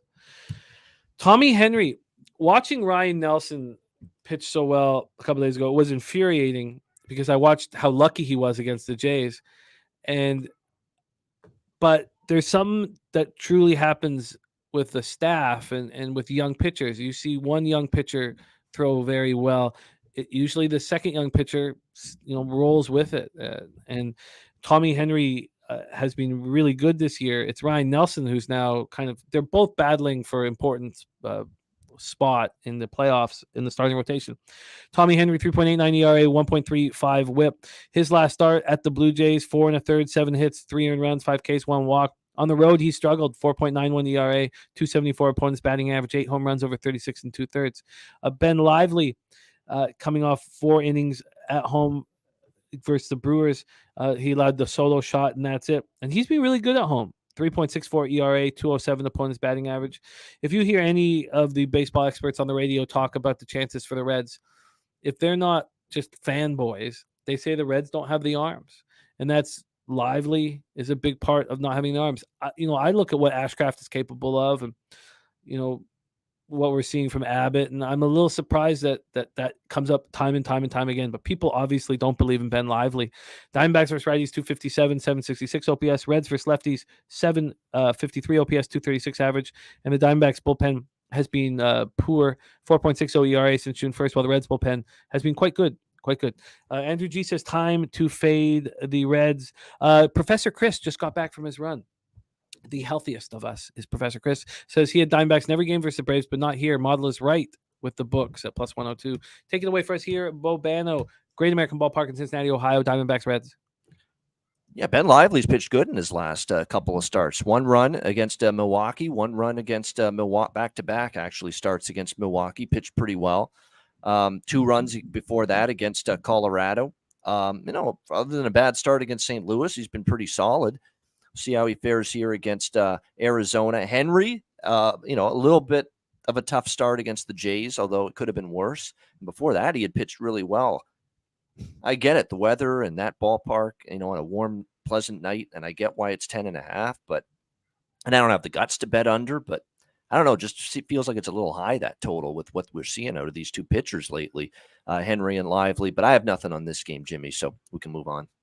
Let's move on then. I can understand seeing the weather and thinking that there's going to be a lot of offense here, but you have 93% or something like that on the over with cash, and the lines come back to 10.5. That's just a immediate red flag, sends fear down my spine.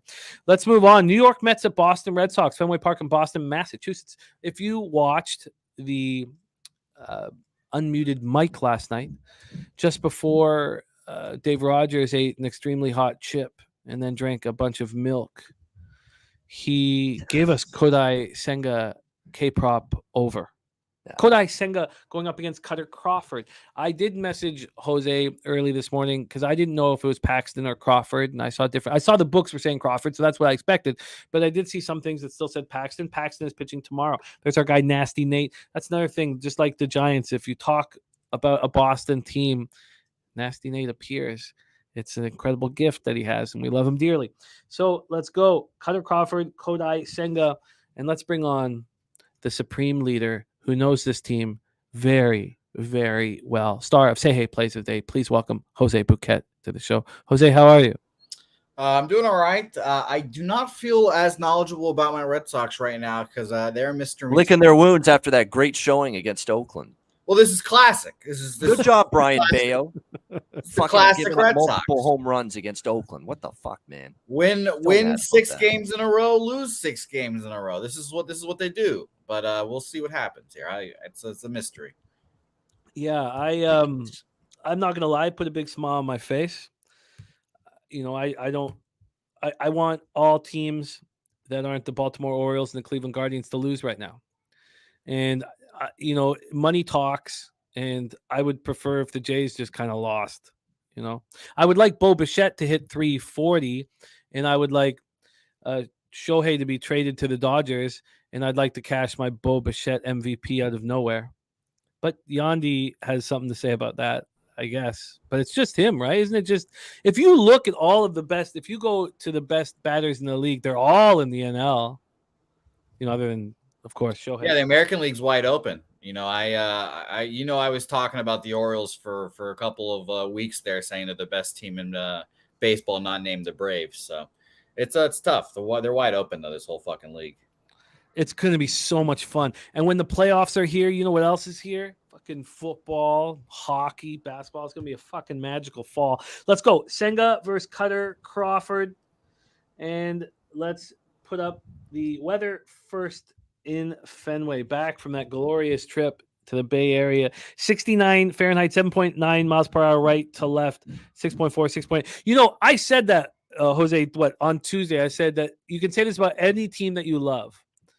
But when we were talking about the Jays against the Padres to start the series, I was like, it just seems like the Jays, whenever they have a chance, will stab you in the throat. And the Red Sox just did that too. Look at our guy, TJ. Never say sorry for a play that has a 40% ROI, man. Never, ever. You're such a spectacular capper. And guess what? TJ will be giving us the gift live in the future. We got TJ coming on live with the gift. But, man, you never need to say sorry ever. And your action has been so rewarding for all of us. And so, please, TJ, we love you. And don't ever need to say sorry, ever. Let's go to Ballpark Pal here. Okay, here. Ballpark Pal expectation of Fenway, minus 11% home runs, plus 2% runs. Minus 11% and then plus 2%.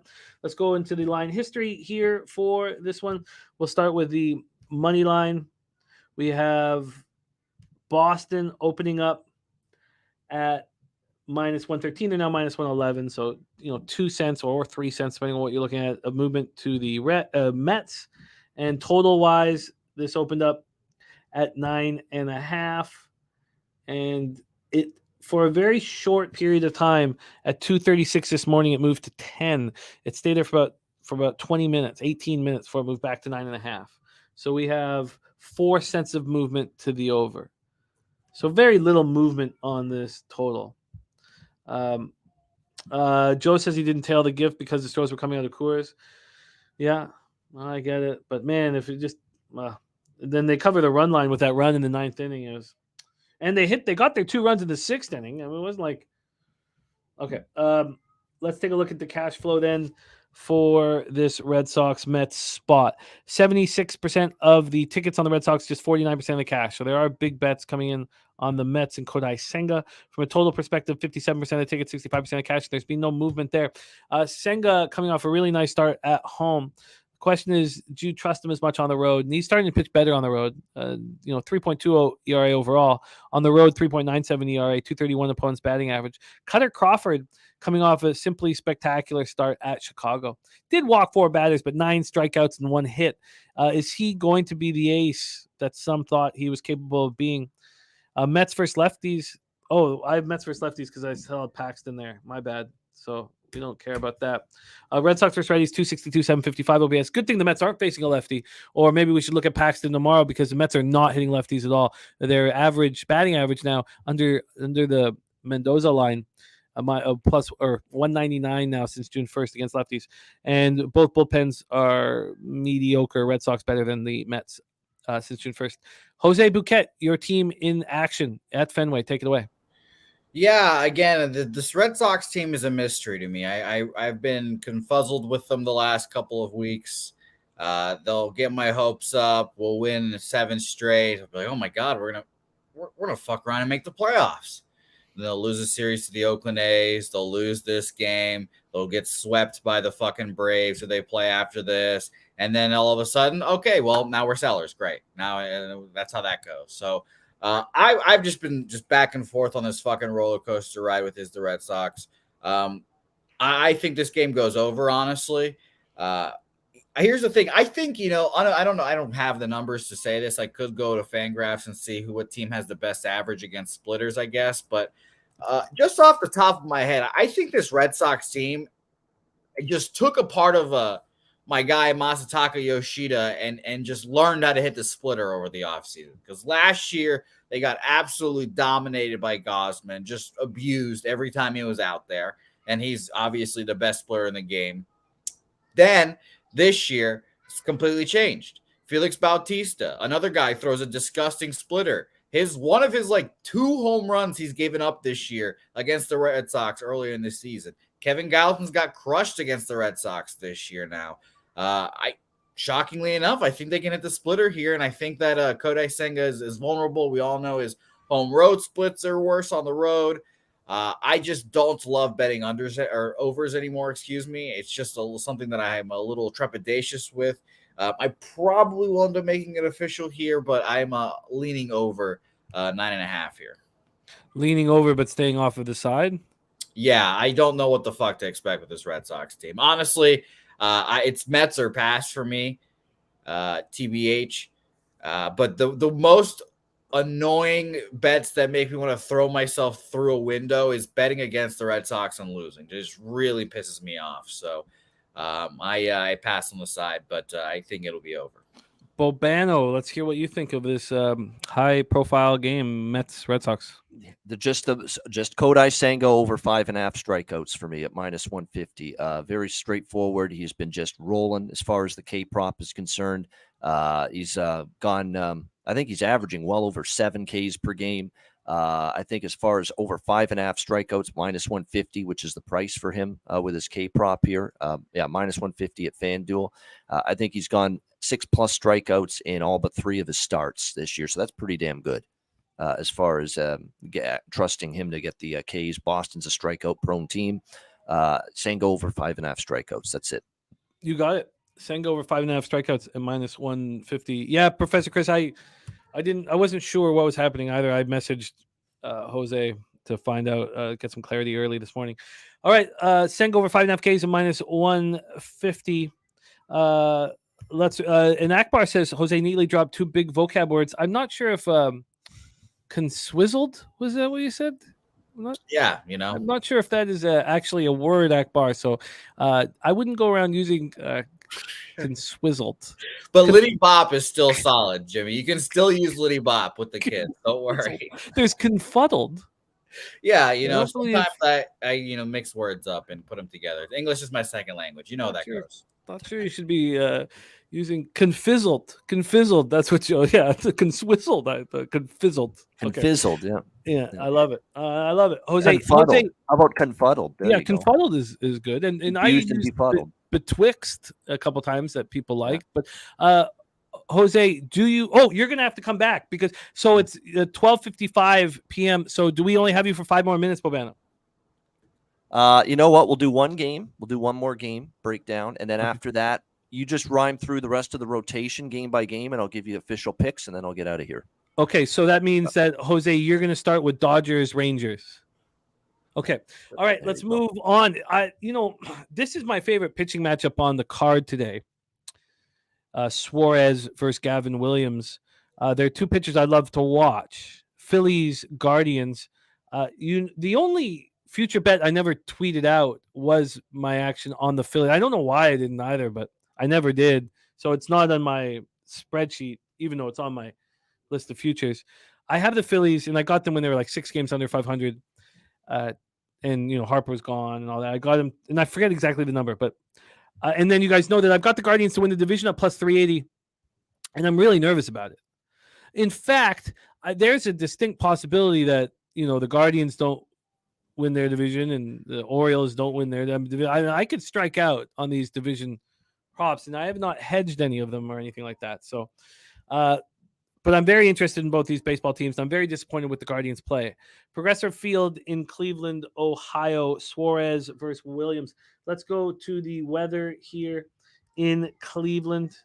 We have, let me get up here. 74 Fahrenheit, 7.3 miles per hour, left to right, slightly in, between 7.3 and 5.6 miles per hour. And let's go over to the line history here in this one. We have the Guardians opening up. Sorry, here we go. The Guardians opening up at +112 and now +106. So we have 6 cents of movement towards the Guardians. And I really like Gavin Williams. And if there's enough here, I could, even though Suarez I've not faded since I thought that his numbers made no sense. Remember, we talked about his numbers on the road, and now they're phenomenal. But when he started, they were bad. He had that bad road start, and I was like, look at the BABIP. They're hitting 430 with balls in play. Shout out to our Arthur Mead. What a guy. Our guy, Arthur Mead. Thank you so much for the dono. We love you, Arthur. Arthur celebrated his 50th birthday on Wednesday. We love you, Arthur. Here from a total side of things, opening up at 8.5, and Pinnacle has moved it to 8. They moved it to 8 at 9:22 this morning. What does Bet365 have on this total? I'd be very curious. They're still hanging the 8.5, and it's only minus 120 to the under, which is not too much. Not too much. Okay, so let's take a look at the cash flow. I think I'm interested in getting involved in this one. Cash flow wise, we have 89% of the tickets on the under and just 69% of the cash. That is not the numbers that I was hoping for. 47% of the tickets and 76% of cash on the Guardians. You know, those are numbers that I can work with. Suarez, Williams coming off a 2-0 loss at the Rangers. We know what it's like pitching against that ball club right now. Very difficult. He went 5 innings. He allowed 2 earned runs. He's a pitcher that I believe in. Phillies versus righties, 258, 737 OPS since June 1st. Guardians versus lefties, 243, 701. And both bullpens are really good. Phillies bullpen's been better than the Guardians bullpen of late. Take it away for us here, Bobano, Phillies, Guardians.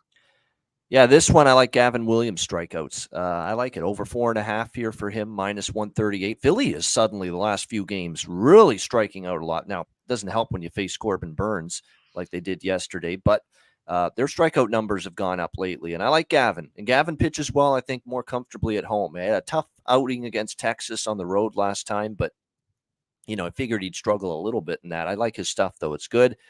I don't know if I trust Cleveland to win the game because their offense has been kind of hit or miss, especially against lefties. Suarez is, again, one of those pitchers that it seems like I'd prefer to fade him than back him, but it seems like when I do that, sometimes he pitches well. So I'd rather stay out of Cleveland money line. I lean that way. I'm just going to go to the K prop over 4.5 for Gavin Williams.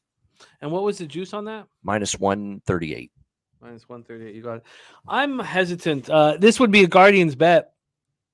Certainly Guardians bet with the way the market is right now. But I do also fear Suarez. And, you know, he's allowed 2 home runs on the road over 37 2/3. Is now got a 2.39 ERA. Vitalis is hard for me to do, but have to keep back in the Guardians, hoping they find their balls to keep up and pass the Twins. Yeah, you know, that's another thing I'm involved in, which is going to cloud my judgment a little bit, as it always does near the end of the year, my future. So nothing for me there right now. Let's rapid fire with Bobano. We're not going to do breakdowns. He's got to go. Going through the picks. Yep. Just going through the picks. So let's do rapid fire. Breakdowns will be with Jose and Jimmy after I leave. Yep. Let's do it. Dodgers, Rangers. Over.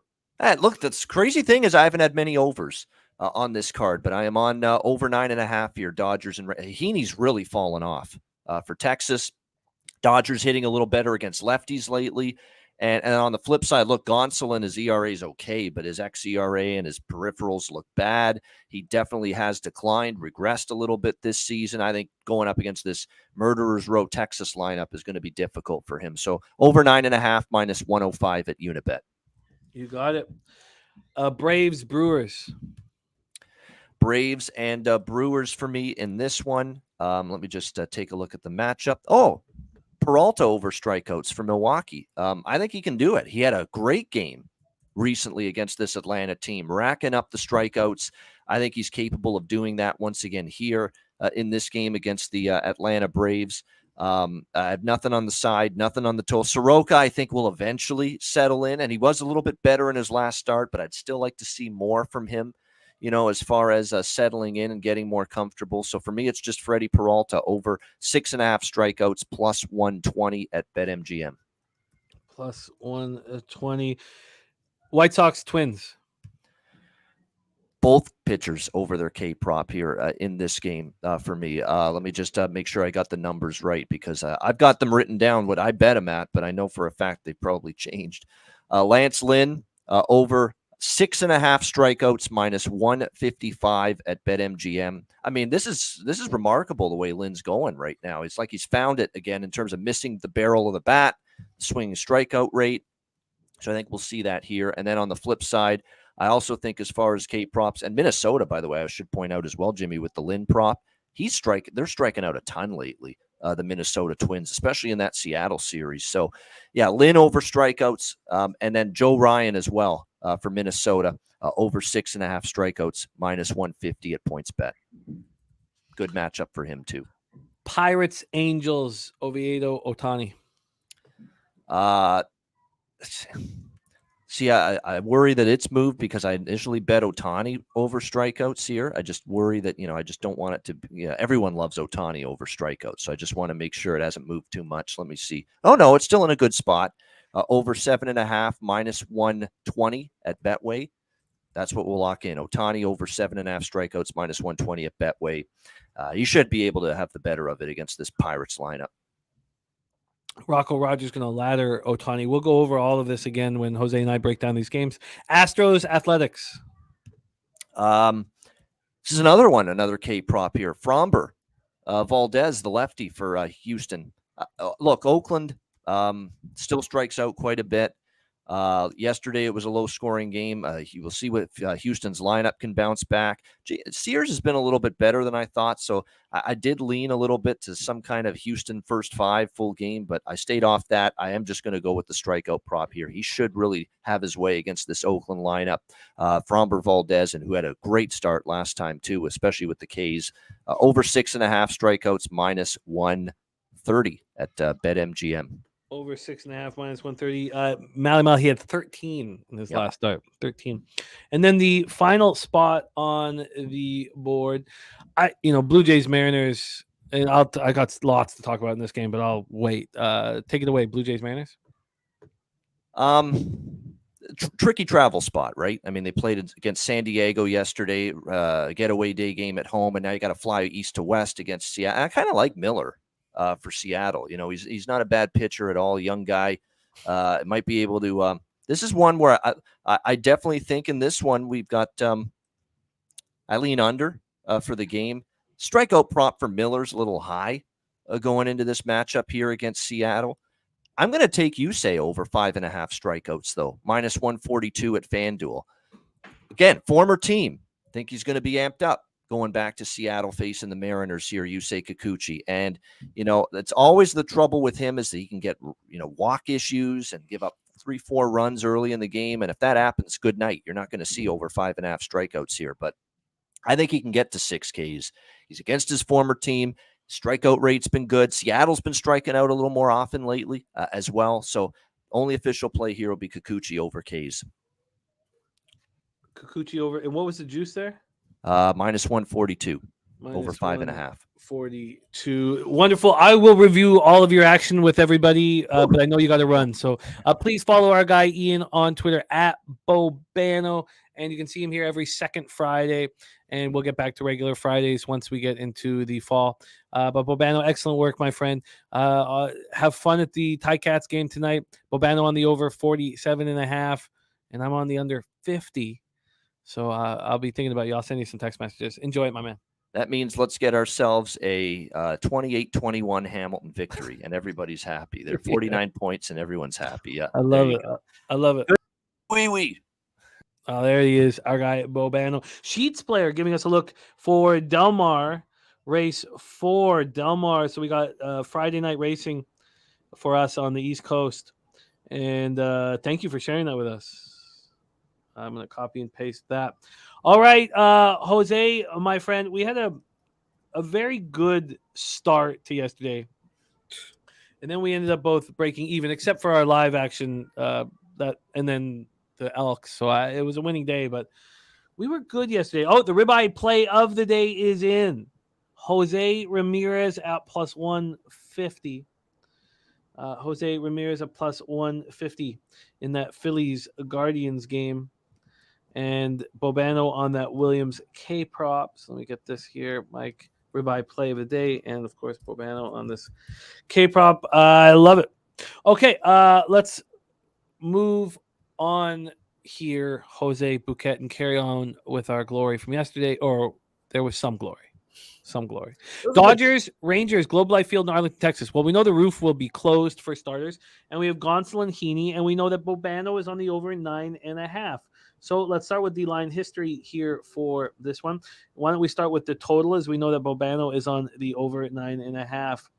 We have this total opening up at 9.5. It moved to 10 at 3:40 this morning, back to 9.5 at 7:55 a.m.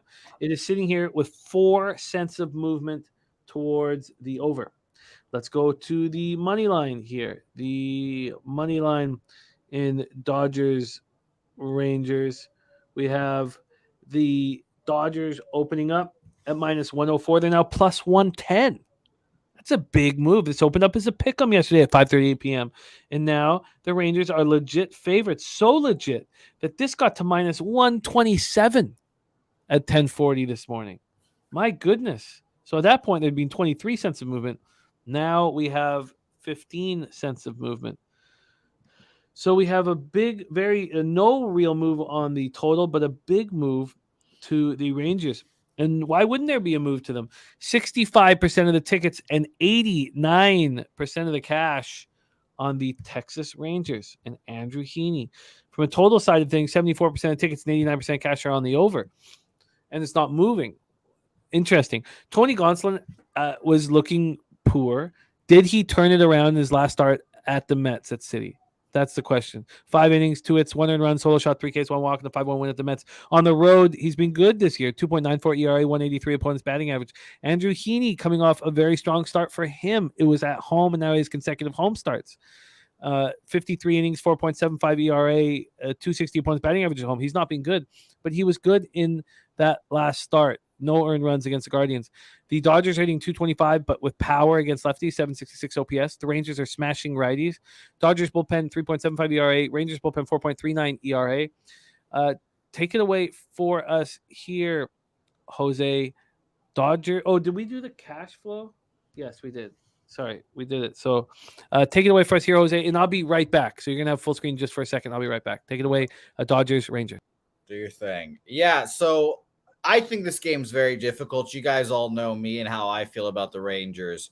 It's been a rough week or so since the All-Star break for those of us that have been saying the Rangers aren't going to make the playoffs. They've just been absolutely just on a tear. Offense is doing their thing. The bullpen's held up. Pitching's been fine. Pitching can be fine when your offense is just doing the fucking damn thing. So I ultimately lean Dodgers, obviously, but I just couldn't get there. You can see that big line movement towards the Rangers is definitely scary, but I like the over here. Shout to Debbie Cabin and what he does. He takes those first 5 overs almost every time in the Rangers games, and he's been cashing. Shout to him. And Tony Gonsolin's been someone that I haven't trusted. You guys know me again with Tony Gonsolin. I've been skeptical of him since last year. 5 innings, 2 hits, 1 earned run against the Mets in his last time out, like you mentioned, but 6 2/3, 7 hits, 4 earned runs against the Angels before that. Angels team that I don't trust either, but it's just difficult to say. I definitely lean over, and like Jimmy will echo, I'll shout out the market here real quick for this game for the total. 74% of the bets and 89% of the money on the over there, and I just find it difficult to cap here. So I passed this game. I did, Jimmy, say that I am on shaky ground with the Rangers to not make the playoffs. I am concerned. They've been playing very well, and the fact that the Astros continue to be hurt is not ideal. So you agree with the over? I mean, don't you feel like the market is telling us that I know these offenses are very dangerous, but the market's sort of implying that this is not going, we've had a 4-cent move to the over with a bunch of money on the over and shit. Yeah, I mean, 89% of the cash is on the over, and they've moved it 4 cents. And once they moved it to 10, Sharps moved on the under immediately, and they moved it back to 9.5.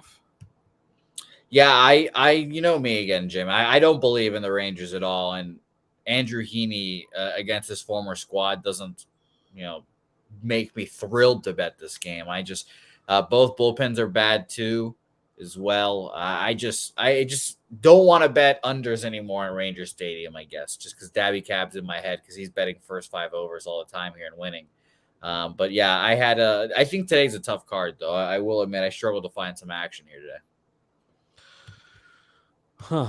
Yeah, I mean, I don't. So, do you feel like Gonsolin has corrected whatever the hell was going wrong? Both these pitchers looked like they were going wrong. They both have looked better of late. Do you not believe it? I haven't liked Gonsolin since last year when he was like 13-1, 14-1, or whatever he was. I'm always skeptical of Gonsolin. So I would honestly. The Rebenga angle does intrigue me a lot, and you guys will notice I'm on a Rebenga angle later on in this card. But the drastic line movement to the Rangers, like you mentioned, I had it opening at -118, and now it's all the way at -130. It just makes me feel like this is an Andrew Heaney dice 'em up spot, and the Rangers offense does their thing. Huge move towards the Rangers. Okay. God, I'm sitting here with just Royals, Yankees, and that's it. It's a tough day. Well, I'm not going to force action, but I would like to have some action. Let's see if I'm certainly going to look at this a little more and put a question mark there. Okay. 8:10 p.m. Eastern, Atlanta Braves at Milwaukee Brewers. Brewers playing some good baseball, 54-43, 26-21. We're at American Family Field in Milwaukee, Wisconsin. I think we can expect that roof to be open, even though it doesn't change very much when it is open. Let's take a look at the weather here, see if they have any rain in the forecast. I would keep that closed, and they don't. 6.3 miles per hour down to 5.2. It's a really nice night for baseball in Wisconsin, in cheese country. Let's take a look at the line history here for this one. I was really interested in what Peralta is going to look like against this Braves lineup. The Brewers open up at +115. They're now at +101. Wow, getting the Braves at a pick 'em because of Soroka versus Peralta is wild. Wild. Let's take a look at the total here for this one. We have it sitting at 9. And it hit 9.5 at 7:41 this morning, and then came right back to 9. So at this point, even though it went to 9.5 at one point, we have 9 cents of movement on the under. So we have a big move to the Brewers, 9 cents of movement on the under. If anybody wants a Braves under, they just go back to what happened yesterday when we cashed our live action so easily. I mean, they can just explode at any given time. We have 41% of the tickets and 80% of the cash on the over, but a move to the under. That makes me nervous. From a money line standpoint, you have it 50-50, but 80% of cash on the Brewers. So I believe Professor Chris says number shows Braves at -152. He bet it at -120. And look at this. Nupflyer saying apparently a stomach bug passing through the Giants locker room. Very interesting. Thank you. And Big Mastro being too long. Big Mastro says not big on baseball. Went through a tough separation. That happens, man. But football soon. Can't wait. Big Mastro, we love you, buddy. Great to see you back in action. Windsor's own Big Mastro. And I don't know if you guys remember. I'm sure some of you in the chat remember. This Big Mastro makes big boy bets, man. First quarters. He's a first quarter NBA monster. Great to have you back in action with us, buddy. Great to see you. Big Mastro in the house. Back with your fam here. Nice to see you. So Soroka from Calgary, Alberta is vulnerable. We have Bobano on the Peralta over Ks, but Soroka's last start, he went 3 innings, allowed 2 earned runs, 1 homer. I don't trust him at all. I didn't trust him in the minors. It's so many of their young pitchers that they were hoping would be able to handle things didn't, and then they had injuries to their main starters right at the beginning of the year, and Soroka's just not. Soroka's had every opportunity to become a mainstay again. He can't do it. Brewers versus righties 289 with a 906 OPS. But if Freddie Peralta can hold them down a little bit, why aren't the Brewers live early? Just like Mally Mal is saying. Why aren't the? Oh, and by the way, JPZ, who knows this Dodgers team very well, says, look at the Dodgers team total. 4.5 Dodgers score 5 runs, or 5-run win or lose more. Oh, okay. 5 runs, win or lose more often. I'm really interested in the Brewers now. Peralta coming off that spectacular start at Great American Ballpark in an offensive situation against the Reds. Now he plays against the best team in the league, but I think Soroka's a vulnerable one. Why aren't we on the Brewers, first 3 or first 5? Take it away, Jose. I disagree with you about Soroka. I think Soroka could easily come back and be one of the top 3 starters on this rotation. Honestly, Did you go over his minor league numbers? Yeah, he ripped both of his. I don't know if it was both of his Achilles. He ripped his Achilles twice. He hasn't pitched in fucking 2-4 years or whatever it's been. It's been a long time for this guy to come back, and I just think it'll take a hot minute for him to get rocking and rolling here. And yeah, again, ripping your Achilles twice is not ideal if you want to be a starting pitcher.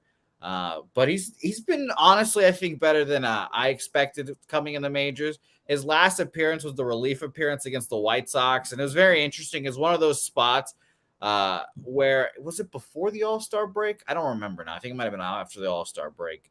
But they needed a long reliever, and the Braves bullpen is kind of missing an arm here. And it's kind of funny when you go through it. It was the Colby Allard start. He gives up 4 earned runs, and then Soroka comes in after McHugh gives up 2, and then pitches 3 innings of pretty decent ball. Only 1 home run, 2 allowed there. I thought it was fine overall. His last start before that was his best one so far of his season. 4 2/3, 5 hits, no earned runs against the Guardians. The Guardians are not a good offensive team, obviously. But I think he could hold down the Braves offense, honestly. I really, or not the Braves, the Brewers offense, excuse me. Freddie also is obviously very good. So I wouldn't be opposed to like a first 5, first 3 under here. The first time through the order, they can dice them up and pitch well here. Obviously, the second time through the order will be the scary part for both of these guys, because if you give the Braves a second look at you, Young Thick will hit a 3-run home run. But yeah, I ultimately I pass this game too, just because I think the line is telling you that the Brewers are alive for sure, but I don't want to go up against the Braves offense at all. No, I don't either. This is what I think about Soroka. I think that everybody's concerned about him mentally. He had every opportunity. There was so much of a need for the Braves to have a starter, and he had a 3.43 ERA and a low WHIP in Gwinnett, and they weren't using him. Why?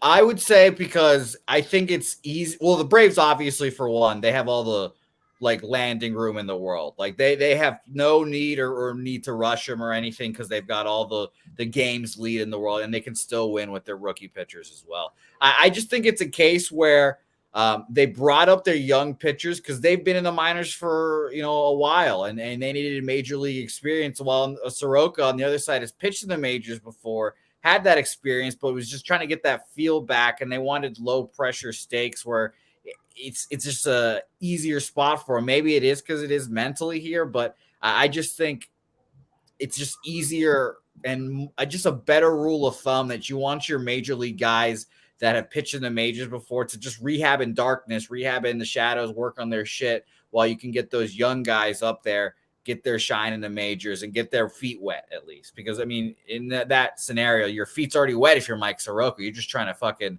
figure it out in the minor leagues. And I think that's just an easier place to do it than against major league batters. Look, I want to cheer for him. He's from Calgary, but 6 home runs in 23 innings. I just, I don't know. I think he's, yeah, that was a nice start. And I guess that appearance versus the White Sox wasn't. Yeah, okay. All right. I won't sit here and try to take Peralta first 3 or Brewers first 3. Okay, let's move on. Bobano on Peralta over 6.5 Ks at +120. We won at 8:10 p.m. Eastern. Chicago White Sox and Minnesota Twins. Bobano moved pitcher props on the overs for both of these pitchers, Lance Lynn and Joe Ryan, and it was costly. The juice was loose. Target Field, Minneapolis, Minnesota. Let's go to the weather here in Minnesota. 81 Fahrenheit, 6.2 miles per hour to right center. Dies down to 4.4 left to right. Let's go over to Ballpark Pal in Minnesota. We have... Kind of crazy that OJ's just out. Yeah, he's all good, man. Minus 15% home runs, minus 2% runs. So, look, I mean, I don't know. You want corruption, you can find it everywhere. Find it everywhere. It's just part of life, man. I showed Helga. I don't know if you saw this, but there's a mock thing about the whole OJ thing with like a Marsha and all that stuff. And I showed it to Helga, and she thought it was satire. She had no idea who OJ Simpson was. And then at the very last episode, I was like, wow, I can't believe that he gets off for all this. And she was like, what? He gets off? That was one of the most funny moments of my life. It's just, I mean, it's just not a thing. I mean, it just happens everywhere all the time. Yeah. Where I'm from, there was this guy. He was a UBC law student. He played on our football team. He was a year older than us. And I didn't like him. I didn't trust him. Didn't want him. And one of my best buddies was running back on a football team. And I was like, dude, no, that guy loves you, man. And I mean, loves you, man. That guy wants to be alone with you, man. And he's like, shut up. And I was like, no. And so this guy is in a culture where you can't be gay. I guess he's in a relationship with some dude. So he's in like first or second year university law school at UBC. He meets the dude up in our neighborhood, pulls out a machete, stabs him, 25, 30, 40 times.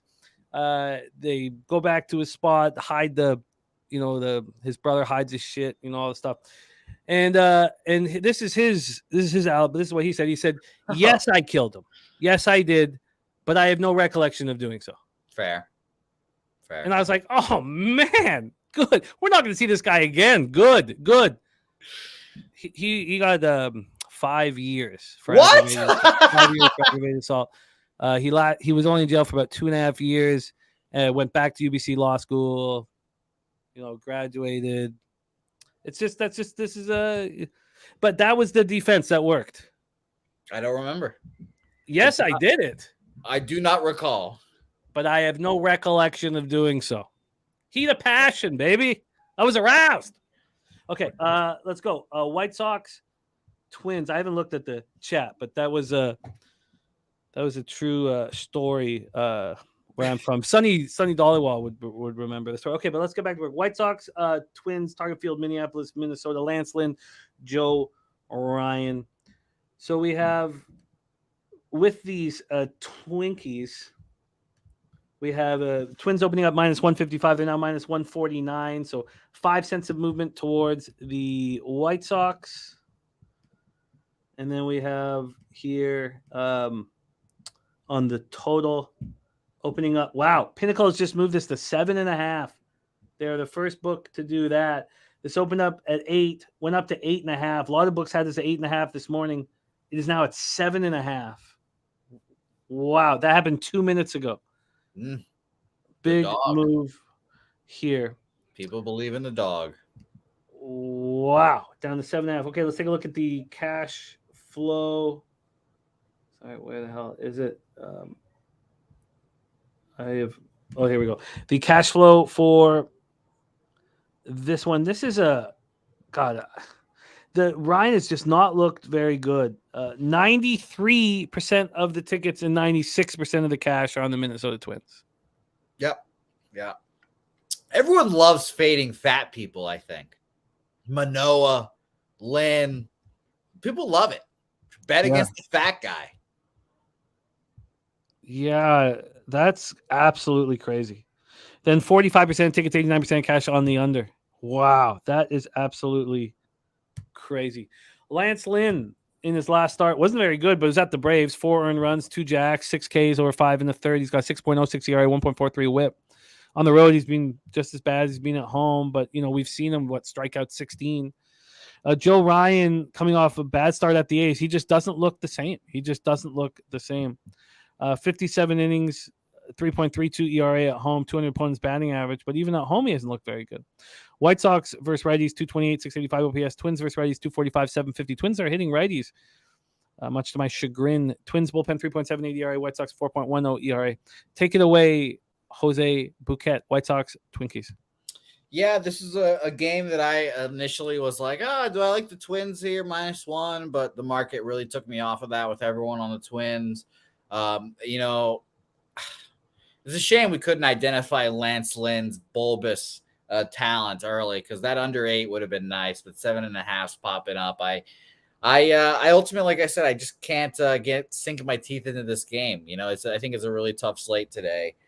You mentioned the Twins hitting righties third, 127 weighted runs created plus. I still think the Twins can win this game pretty handily, but I just don't want to risk my money on like a -150 there. With Joe Ryan, who you're right, has not pitched well. His last 2 starts were rocky, but this could be a good get-right spot against one of the worst offenses in baseball with the White Sox.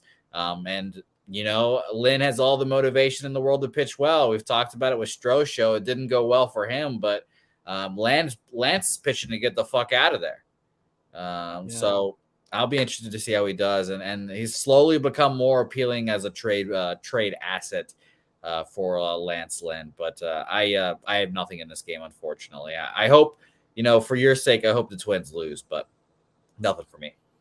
Joe Ryan has arguably, one of the best starts this season against your Red Sox on June 22nd. Goes 9 full, allows 3 hits, no one runs, strikes out 9, doesn't walk about. He's spectacular. Since then, in 4 starts, he's thrown 18 2/3 and allowed 16 runs. He's allowed, in his last 4 starts, he's allowed 9 home runs. Is he dealing with fatigue? I don't think so. He's pitched. He pitched in this type of shit last year, right? Last year he threw 147 innings. Now he's only at 112. So I think it's just one of those like Colts patches that the pitchers go through, And plus, let's be honest. At Atlanta, 6 earned runs in 3 innings, not ideal. The Baltimore Orioles at home, who we think are very, very good, got crushed up there. And his last start against Oakland, not ideal, but it was 5 1/3, 3 innings, 3 earned runs. Again, it's against Oakland, I know, but it's not horrible. So I think the offenses there definitely contribute to him getting fucking touched up. It's too bad that I couldn't have got this 4.5. I wouldn't have wanted it really. It's just now seeing the market move to 7.5.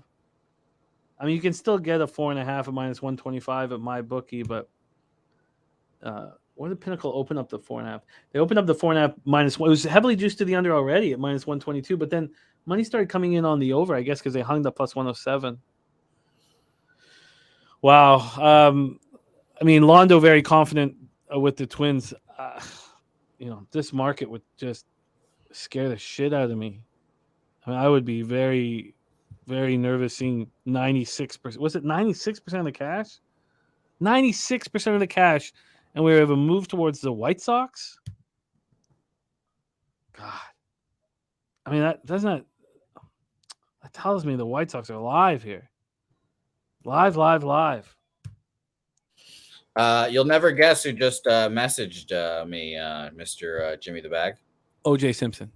No, that would be funny, but no. That would actually make for a. Would you have him on as a guest? Yes. What would your first question be to OJ? Jose Bouquet, hot or not?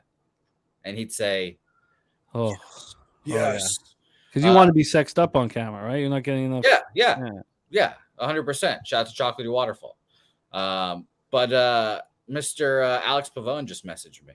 So that was fun. Shout out to Pavi, who, by the way, I might be one of your friends that also is like, the Blue Jays, man, they're getting somewhere. I don't know, huh?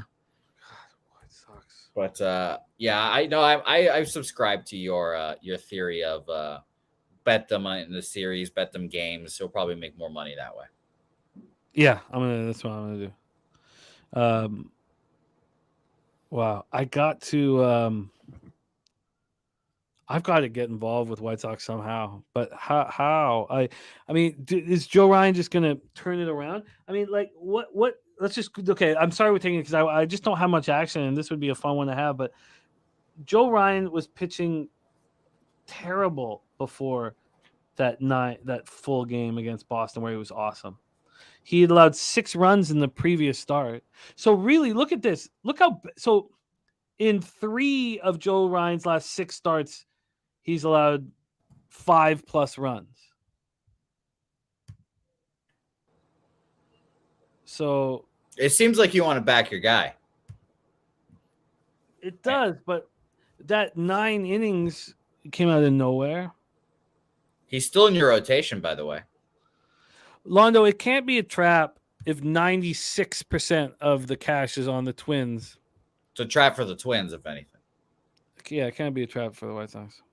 I just, when is Joe Ryan going to shove? You think against this weak White Sox team is very. I think it's a very good opportunity too, because like we said, you talked about his last couple of starts and how he gave up all those runs at Atlanta.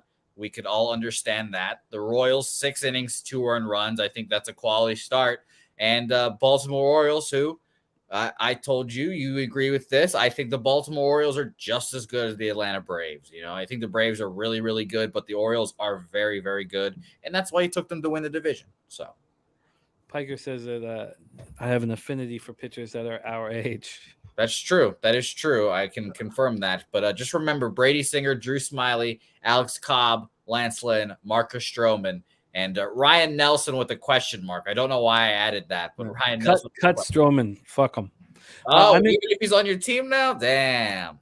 I'm interested in White Sox first 3. Very, very interested in White Sox first 3. I'm very interested in having something to do with the White Sox. It's just, why would the books be opening up their arms to Twins money when they have so much of it? The gone are the days where they want 50-50 action. All right. Yeah, people tell me that. I'm like, that is just not true. Like I've been told like, oh, books want 50-50. That is no, they do not. They no longer want 50-50 action. All right. I'm very interested in the White Sox. But it's important to trust yourself, Londo, and you track your record, and if you're winning, then trust it. All right, let's move on. 9:38 p.m. Eastern, Pittsburgh Pirates at Los Angeles Angels. Here's another starter in Shohei Ohtani who's not looked good, and now he's been given this gift situation to shove. Everybody wanting to know where he's going to go at the deadline, and nobody thought he was going to sign with the Angels in the first place. And it has been said that people don't think that Ohtani is smart. A lot of people have questioned his intellect. That's crazy. It has been, though. Have you heard? No, I haven't. I only live in the circle. If anyone speaks negative about Shohei Ohtani, I immediately just block them. I don't let that negativity in my life, Jimmy. Okay. Wine Time says Ohtani isn't going anywhere, Jimmy. Well, yeah, he's not getting traded. Well, if that's the case, it's because he's not worth $550 million. Nobody is. And you can't make enough money back off of that signing. I just no, he's going to leave the Angels. Wine Time is delusional about that, but I will put the Jose guarantee he does not get traded. I've heard 2 reports on the radio where both guys were in not trying to be mean, but really questioning his intellect. Not a big deal. I mean, whatever. I mean, who cares? He's the best baseball player we've ever seen. Who cares if he's, Well, I would disagree because he's literally scripted out his whole life when he was like 10 years old, wrote it all out, wrote all his goals out, and he's just checking them off one by one. So those guys are fucking yahoos. I play baseball. This is a baseball. All right. Pittsburgh Pirates at Los Angeles Angels, Angel Stadium in Anaheim, California. Here we go. The weather in Anaheim, 81 Fahrenheit, 8.9 miles per hour out to right center. Now 7.9 miles per hour. Let's take a look at the Xcal says, why is he not smart? Look, I just heard 2 different radio interviews questioning just that, he's being told to do everything in his life and he just does it. But well, I'm just sorry. I'm just telling you what I heard. That's all I do. I'm not saying He's not the one that he's saying that is dumb. We got okay, it. So, but whatever. We can look. Okay, we'll just move on. So now we have the weather in Angel Stadium plus 9% home runs, minus 2% runs. Oviedo against Ohtani. Let's get into the line history here for this one. And we have for the total, we have it opening up at 8.5. This just feels like after two kind of questionable starts where Ohtani just shoves. Opening up at 8.5, dropped to 8, pretty immediate. Went back to 8.5 and then dropped to 8. It is juiced to the over. So we have a move towards the under. And then for the money line, we have, make sure this is not first 5, yeah, full game. For the money line, we have it opening up the Angels at minus 196 and now minus 177 with 18 cents of movement to the Pittsburgh Pirates. Wow, that is a lot of movement. And cash-wise, you have 89% of the cash, or the tickets, on the Angels, but just 47% of the cash. 11% of the tickets are on the Pirates, 53% of the cash. That is a lot of money, big bets on the Pirates, and the market moving in Pittsburgh's direction is absolutely wild. 48% of the tickets, 75% of cash on the over, but it's moved towards the under. This is wild. Oviedo, 3-10, 4.53 ERA, 11 home runs on the year. Coming off this very good start at home to the Giants. Very good. 7 innings. He allowed 1 hit, and it was a solo shot. On the road, 47 to third, 4.75 ERA, 266 opponents batting average. Here you have Ohtani with a couple of tough starts. Now, one of the things we see with these elite pitchers, they have a bad start at home, and then they come back and have a great one. Is Ohtani going to follow that path where he's got a 172 opponents batting average and he's allowed 5 jacks and 62 and a third with 86 Ks? Pirates are not hitting righties. Angels are. Angels have really stepped up right when we thought their season was going to fall apart. And who's been leading the charges? Shohei Ohtani. Take it away for us. Both bullpens are terrible. Jose, Pirates, Angels.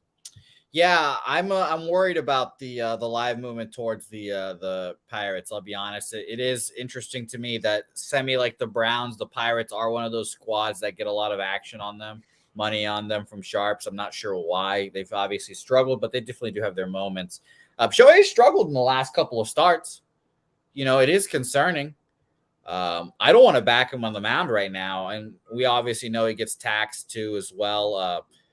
The only thing I would be semi-interested in it would be like Shohei home run or something like that. But I unfortunately had nothing really doing here. Oviedo coming off of a really, really good start in his own right, too. 7 innings of 1-hit ball against the Giants. So honestly, if I think Shohei gets, it can get touched up here, I think Oviedo can't follow that up. So all that correlates to an over to me. Haven't betted yet, obviously. Like we're just talking all this out right now. And I needed to double check the market in this game for the over as well. 46% of the bets and 73% of the money on the over. So, yeah, it seems like the over would be the sharp play. But it's dropped a half run. Oh, has it? Yeah, see, there you go. Well, I think, like I said, I think today's been or is an exceedingly difficult day on the Byman right now. So, no thanks. Corey Allen's got, I agree. I wish that juice is a little lower, but that might be a great bet. Shohei over 1.5 earned runs. That's not bad at all. Yeah. And by the way, Rem's saying it's at 8 now. Yeah. It's gone from 8.5 to 8. That's why okay. Yeah. I think it was 9 to 8.5. Beautiful. But I can't move on it, unfortunately. I think it'll be a fun game to watch. The man should do it himself, but yeah. And by the way, Shohei Ohtani is going to get over 600 million. We're talking sixes with Shohei, and he's not getting traded. But I respect Wine Time's irrationality of saying that if the Angels make the playoffs, he stays. There's 0% chance he's staying there no matter what. I'll tell you, the last radio interview where the guy was he was not very positive towards Shohei, and he was saying that the teams that have run the numbers they can't do it. They don't think that it'll return. That they can't do it for over 550 at this point. So that was the whole story, was that the Dodgers have been running the numbers and they're like, we can't, but so, I'm very interested to see where he goes. If he goes, I'd be shocked if he doesn't go. I mean, why wouldn't the Angels try and get something from him? I know that if the Angels had have approved that whole new stadium, then of course, then they'd want Ohtani, but they didn't approve it. But I don't know everything that's going on there. I think if it was up to the general manager, just the general manager, I think there's a better chance of him getting traded, obviously. But the owner is not going to want him traded. One, because he doesn't want that on his resume, obviously, and then that will make him feel like you can't sign him in the offseason. But two, the ad revenue, the ticket stubs, all the Ohtani merch that comes with him for the rest of the season, I think Artie Moreno's want to clean up on all that while he can. So I just think there's a 0% chance he gets traded, honestly. All right. Well, God, look at this. This is It won't stop the reports, though, Jimmy. I'll tell you. I said this a couple days ago. We are going to get reports of a Shohei Ohtani trade every fucking day. They're going to hammer it home every fucking day. People on the radio are going to talk about him every fucking day because, one, he draws the clicks, and two, a Shohei Ohtani trade would just break down the internet. And it gets the clicks, it gets all the views, all that, but it's just not going to happen. There's just no chance. And I can look like a dumbass, obviously, but the Jose guarantee he does not get traded. I mean, I just think that's just a horrific mistake for the Angels to make. I would agree with that as well, but it's, they should have. I mean, if they were like a smart franchise and realistic with themselves, he would have been gone this offseason, like this past offseason. Well, no team. So this is it, though. This is what both radio interviews said, that no team will trade for him unless he agrees to a contract extension. And he'll never do that because you're right there on free agency. Why would you do that? The only scenario where that has happened was Mookie Betts agreeing to sign the Dodgers deal, and that was because fucking COVID was coming through, and he had no idea what the market was going to be like post-COVID. Who knows if fucking baseball would have existed after COVID? So he had to take that large, great deal for him, but he wanted to hit free agency, and if there's just zero doubt in my mind that Shohei Ohtani doesn't hit free agency. Interesting. Joe Yerver says Ohtani dealing with a blister and cracked nail. I thought that's why he didn't pitch for so long in between the All-Star break and all that. So I thought he would be good to go. But I figured that too. But yeah, 5 innings last time, or 5 earned runs. That's maybe why it was again. Let's see if we can find something here. Houston, Oakland. We got 2 games left on the board. 77 Fahrenheit, 8.5 miles per hour to right field, down to 7.3 in Oakland. Let's pull up Ballpark Pals expectations of Oakland Coliseum. Minus 13% home runs, minus 7% runs. Let's get into the line history here in Oakland. Sears, Valdez. We have these A's opening up plus 220, then now plus 213. So 7 cents of movement towards the Oakland A's. And let's pronounce. Oh, sorry. I was reading. Let's go over to the total here. This total dropping fast. Wow. Oh, I guess it was heavily juiced to the under. Sorry, I take that back. Some books did open it up at 8, heavily juiced to the under. This was opened up at 7.5 yesterday.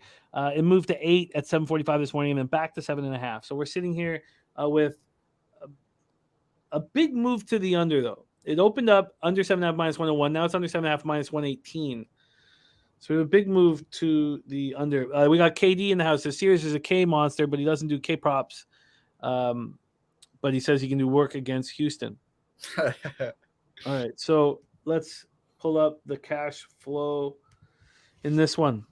We have on this total 47% of tickets and 74% of cash on the over. That's interesting, because 17 cents of movement towards the under. Then we have 46% of tickets and 82% of cash on the A's. We see the market not moving. Professor Chris says you can bet the Stros minus 250. Says the Stros, he is the Stros number at 336. Framber Valdez coming off an ugly start at the Angels. He's here on the road. Fly by White says it would be better if Arte actually sold the team. Yeah, no, I think any Angels fan wants him to sell the team. I agree. It was shocking that he didn't. I mean, earlier in this year he was going to, and then he said, "Psych." Yeah, That would have been the only way that Shohei would have stayed on the Angels. Or if they approved that big stadium and all the all the action around it, just like down at Crypto. But here, let's stay with his Framber spot. Coming off a really ugly start on the road, now he has a second consecutive start. He's been worse on the road all year than he's been at home. And then you have JP Sears coming off some really nice starts, and he coming off a home start where he had a quality start, 3 runs over 6 in the third. Albeit it was against the Twins, but 7 Ks, no walks. At home, he's been good, 221 opponents batting average. The Astros rake lefties, but they are coming from Colorado, as Joe Yurkovich mentioned, and they did nothing there. A's versus lefties, 195, 611 OPS. Astros bullpen, 4.43 ERA. A's bullpen, 4.86 ERA. Take it away, Jose. The floor is yours.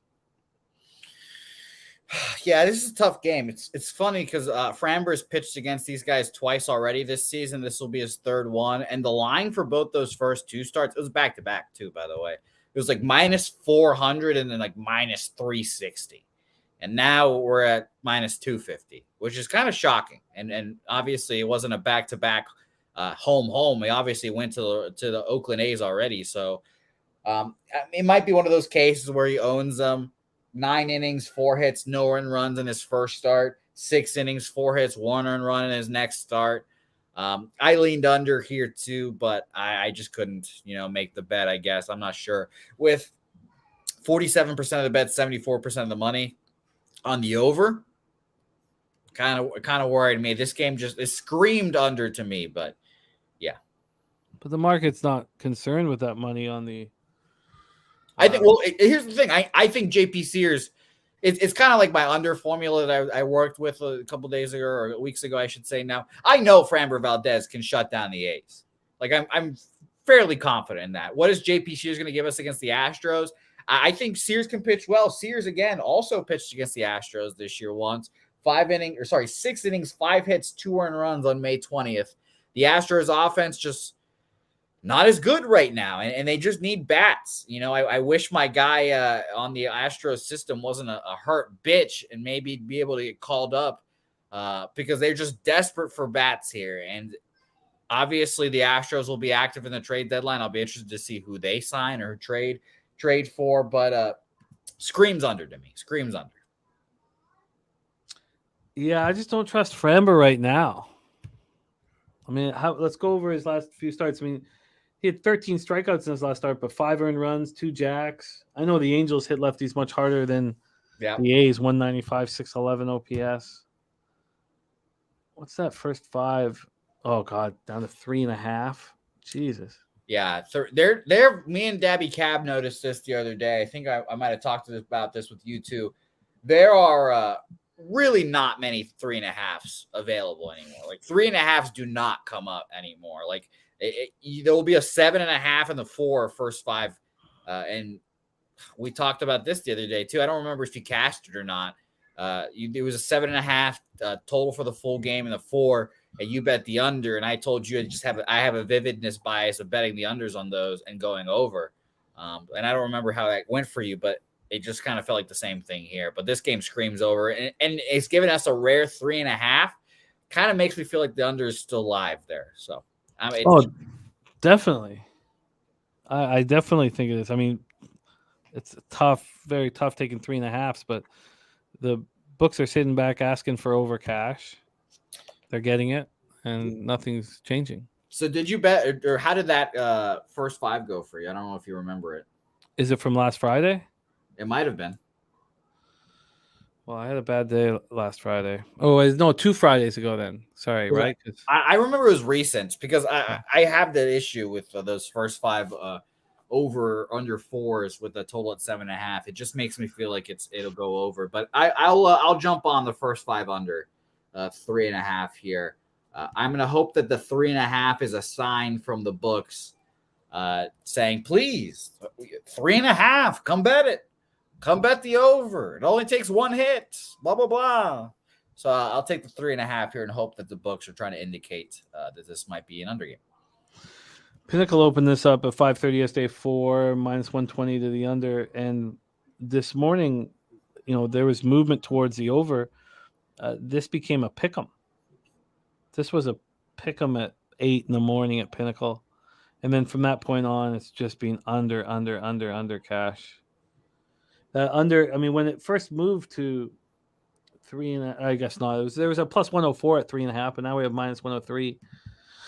Wow, that's it's ballsy, and I like it. I'm interested in it. I have it at evens at Bet Online. Wow. Okay. Jose is on the first 5 under 3.5 at plus 100. Okay.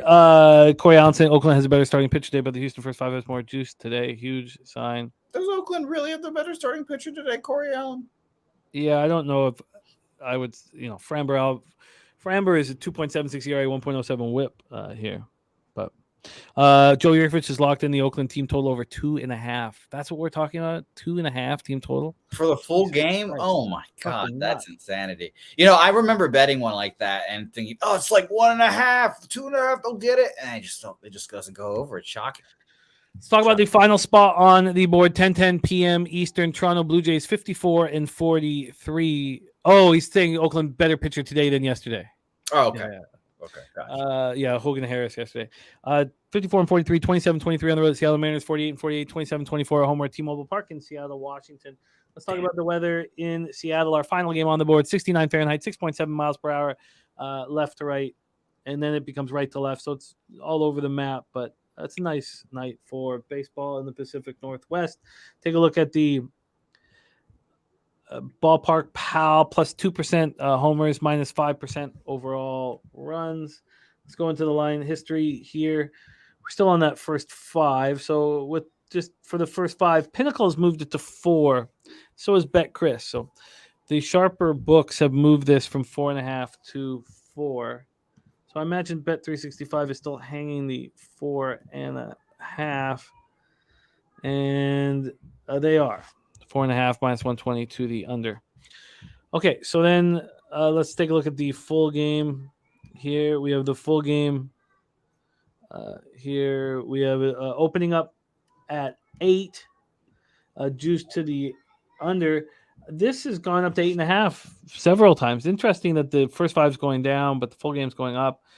This has gone up to 8.5 several times, but it's sitting at 8 right now with no movement. Wow. Okay. So then let's see what the money line is for this one. Again, don't forget the Jays in a very bad travel spot, playing here in Toronto against San Diego and flying into the wind. It takes an hour longer to Seattle, flying in that direction than the opposite. This opening up, Seattle minus 120. It's now minus 110. So we've had 10 cents of movement on the Toronto Blue Jays. And then we get to the cash flow here. We have 45% of the tickets, 59% of cash on the Jays. So Seattle's somewhat public. And from a total situation, geez, thank God I got horse racing tonight, because it's going to be the smallest card I've had all season long. 72% of tickets, 78% of cash on the over. We saw 8.5s, and then we saw 8s come back. The question is, you say Kikuchi. I think he's thankful. I mean, he pitched bad for the Mariners. He came over from Japan. We thought he was going to be incredible. And then his dad died, and it messed with him badly. I don't know the circumstances or the story around it, but it really affected him. And, he pitched very poorly. Then he had one good half season where he made the All-Star team. That was it. And then he got this beauty contract in Toronto. Like, I don't see him being angry I don't see a Rebenga spot. I think he's lucky. I think he didn't give Seattle enough, and he's probably thankful, and he probably feels guilty. 4 2/3, 2 runs, 1 earned, and a 7-5 win at home over the Diamondbacks. He's been pitching very well at home. On the road, he's been a little worse. 4.53 ERA, 281 opponents batting average. He's allowed 13 home runs on 46 in the third. Bryce Miller is a very good pitcher, coming off a 2-0 win at home over the Tigers, light-hitting Tigers. At home, he's got a 2.84 ERA and a 190 opponents batting average. I'm surprised there's been a movement towards the Blue Jays. I understand with the Kellenic foot injury and the Mariners not hitting, but they hit lefties, 280 average, 736 OPS. Their bullpen is bad. I mean, can you shine some light on this spot? Blue Jays, Mariners. Yeah, I like the Blue Jays here. I like them first 5 full game. Don't know which one I'm going to take, if both.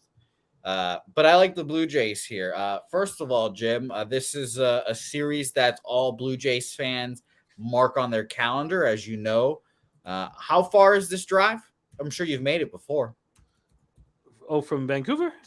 Sure. Many times. 3 hours. It might be a little over depending on the issues at the border.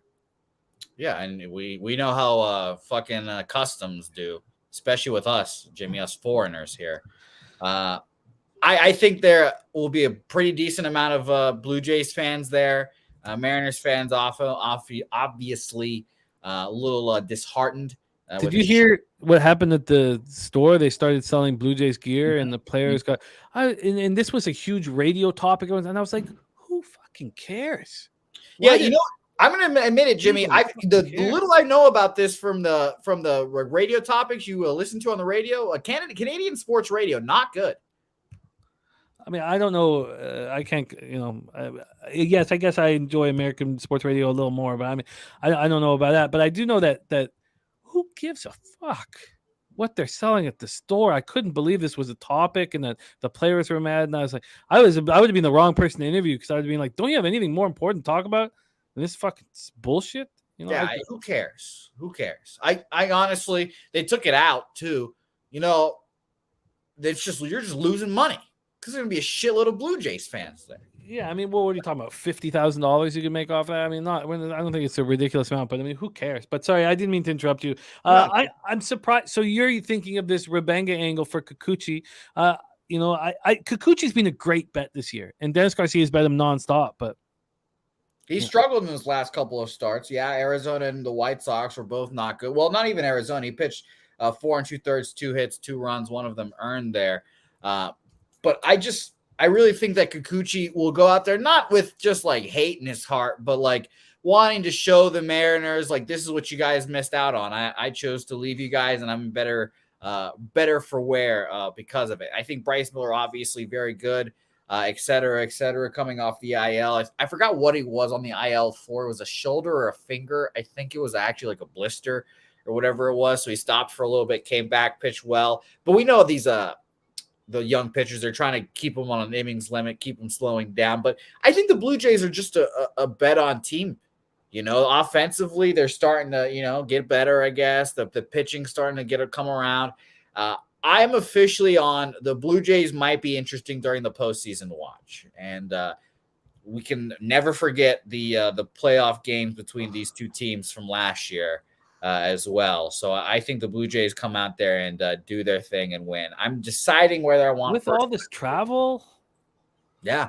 The travel, I didn't know about the travel. I didn't know that if you fly into the wind, it's a pain in the dick either. That was very interesting. So like I said, I think I'm going to go full game because the Blue Jays have their rested bullpen and all that. But I have made it very clear that I fucking can't stand the Blue Jays bullpen. I think it's trash, and I hope that they upgrade it during the trade deadline. Like Jordan Romano, I think is a fucking joke. I think he's not good at all, but whatever. Well, he's an all-star 2 years in a row, but I from the eye test, he can be vulnerable, but I think we got to focus on the numbers and not the eye test. But I mean, I hear you. What's your action? Full game on the Jays? Yeah, full game money line. I have it at -105. I believe our friends at Bet Online. Blue Jays -105. We can give you plus money though. Plus 101 at Pinnacle. Plus 100 at Bet Chris. Blue Jays plus 101. Wow. Tori, respect my man. Tori's son at the hospital having surgery today wants a PlayStation 5, so he needs 2 good winners from What's the Best Bet today. This has been, probably my worst show, and I apologize. I just, the stakes are so fucking high, and I need to win so badly. And here I am. I've doubled up on one game. I've doubled up on the football game too tonight, but I've doubled up on one game, and that's it. And I beat the line move, and I'm just going to – is that all I'm going to do? I'm going to be focusing on Delmar tonight. And I look – like, this isn't like a play, This isn't fucking pretend. We're not we're betting these games, and we're living with the consequences. And you guys watched me have the best year of my career last year, and I'm struggling this year, and bankrolls aren't bulletproof. So I'm just trying to take what the league gives us, and I apologize. Thank God for Bobano and Jose giving lots of action here. Let's review all action and see if there's something. Because look, the White Sox first three, even the A's first three. I mean, there's a couple first threes of plus money that I would have interest on. There's some bets that I would make if we were in Vegas. And I was, we have a weekend to make moves. But fuck, man. Nasty. But that is funny. Jimmy, yeah. If you're worried about your boringness on this show, allegedly, just remember one thing: the wise words of Peter Loshak. Judge me. Judge You're me. right. A small volume. Judge me. Those shirts are going to be available. Okay, let's review all action. So we have a game popping off in 18 minutes. Bobano is on the St. Louis Cardinals at plus 112. He's on the Cardinals team total over 3.5, and he's on the over 8. I also would bet the Cardinals, but I do not want to fade Justin Steele after a bad home start when I think he can come back and shove. Does that mean that the under is in play? Very interesting that the Cardinals want to fuck around and make this interesting, huh? Wine Time is on the over 8.5 in this one. I mean, that was the first thing we dealt with. Let's just look at this game once more here. We have the total moving to 8 at a bunch of these books. Pinnacle moved it back to 8.5. Interestingly enough, they're just going back and forth from 8.5, 8.5. Look, Joe Yurkovich felt the same exact way. Joe Yurkovich says take the candles out of the picture and put in the Kool-Aid guy. Oh, that's a good idea. We should try that. See what that looks like. See if it looks good. That would be a red shirt. Tone Miggins is on the Yurfie. It has to be a pink shirt, though. It has to be, but we could have a one pink one and one red one. But okay, the pink one has to be in pink, man. I might need a shirt that just says Kool-Aid is juice. Bobano, yeah, you could have that. Bobano is on the Orioles at plus 130. Bradish over 5.5 Ks. Eflin over 4.5 Ks. Tone Miggins fast cash play today is Baltimore first 5 run line minus 113. I really care about this game very much, and I want Bradish to win here. But again, you have Eflin who's been spectacular at home, coming off of a bad start. I think the Orioles are live here, but the bullpen is being taxed. And for both of our sakes, Jimmy, please let's pray the Orioles are smart this deadline. Please go out and get somebody. Oh, they are. I've heard from a couple of people who have some ties to the organization. They both told me, because I'm interested also. Like I need a starter. Braxton Garrett over 5.5 Ks for Bobano in Rockies Marlins. Torrey Coker Rays Braves Marlins, and Bobano's on Seth Lugo over 4.5 Ks and Reese Olson over 4.5 Ks. I thought the Padres was going to be a spot here. And Craig Wood says pretty big line movement towards the Cubbies since the start of the show. My only action, God, wow. First 5 under 5 and minus 110, full game under 9, minus 115. I beat both of those moves in Royals, Yankees. A good thing they suck. Lamont Williams, max bets, Tampa Bay money line. He also parlayed Lynn strikeouts over with Ohtani strikeouts over, Tampa Bay over 7.5, the Orioles game, in Houston under 7. I wonder if you'll look on that under. It's just a thing of beauty here. You know what? Maybe what I'll do is if I cash that Royals Yankees, I move on that first 5 under. The problem that happens is whenever I cash and say that and I see the money and see that I'm up, I'm just like, fuck it. I'm a winner. Have a winning day. I'm a winner. By the way, 2 plays that we didn't talk about because I wasn't on the show yet. Cleveland Guardians, Phillies first 5 under 4.5 there, minus 120. Believing the same thing you are with Gavin Williams and my guy Ranger Suarez. Ranger Suarez, who I often think about, could have been in the bullpen for Venezuela.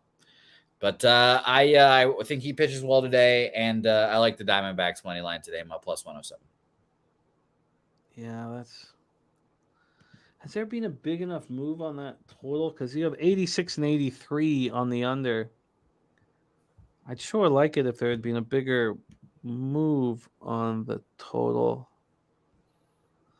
How many books? So yeah, it's gone from what 8.5, moved to 8 at 9 this morning. Pinnacle was still hanging that 8.5, weren't they? Or sorry, bet 365, and then the 4.5 first 5 at minus 115. I kind of like that. I kind of like that 4.5.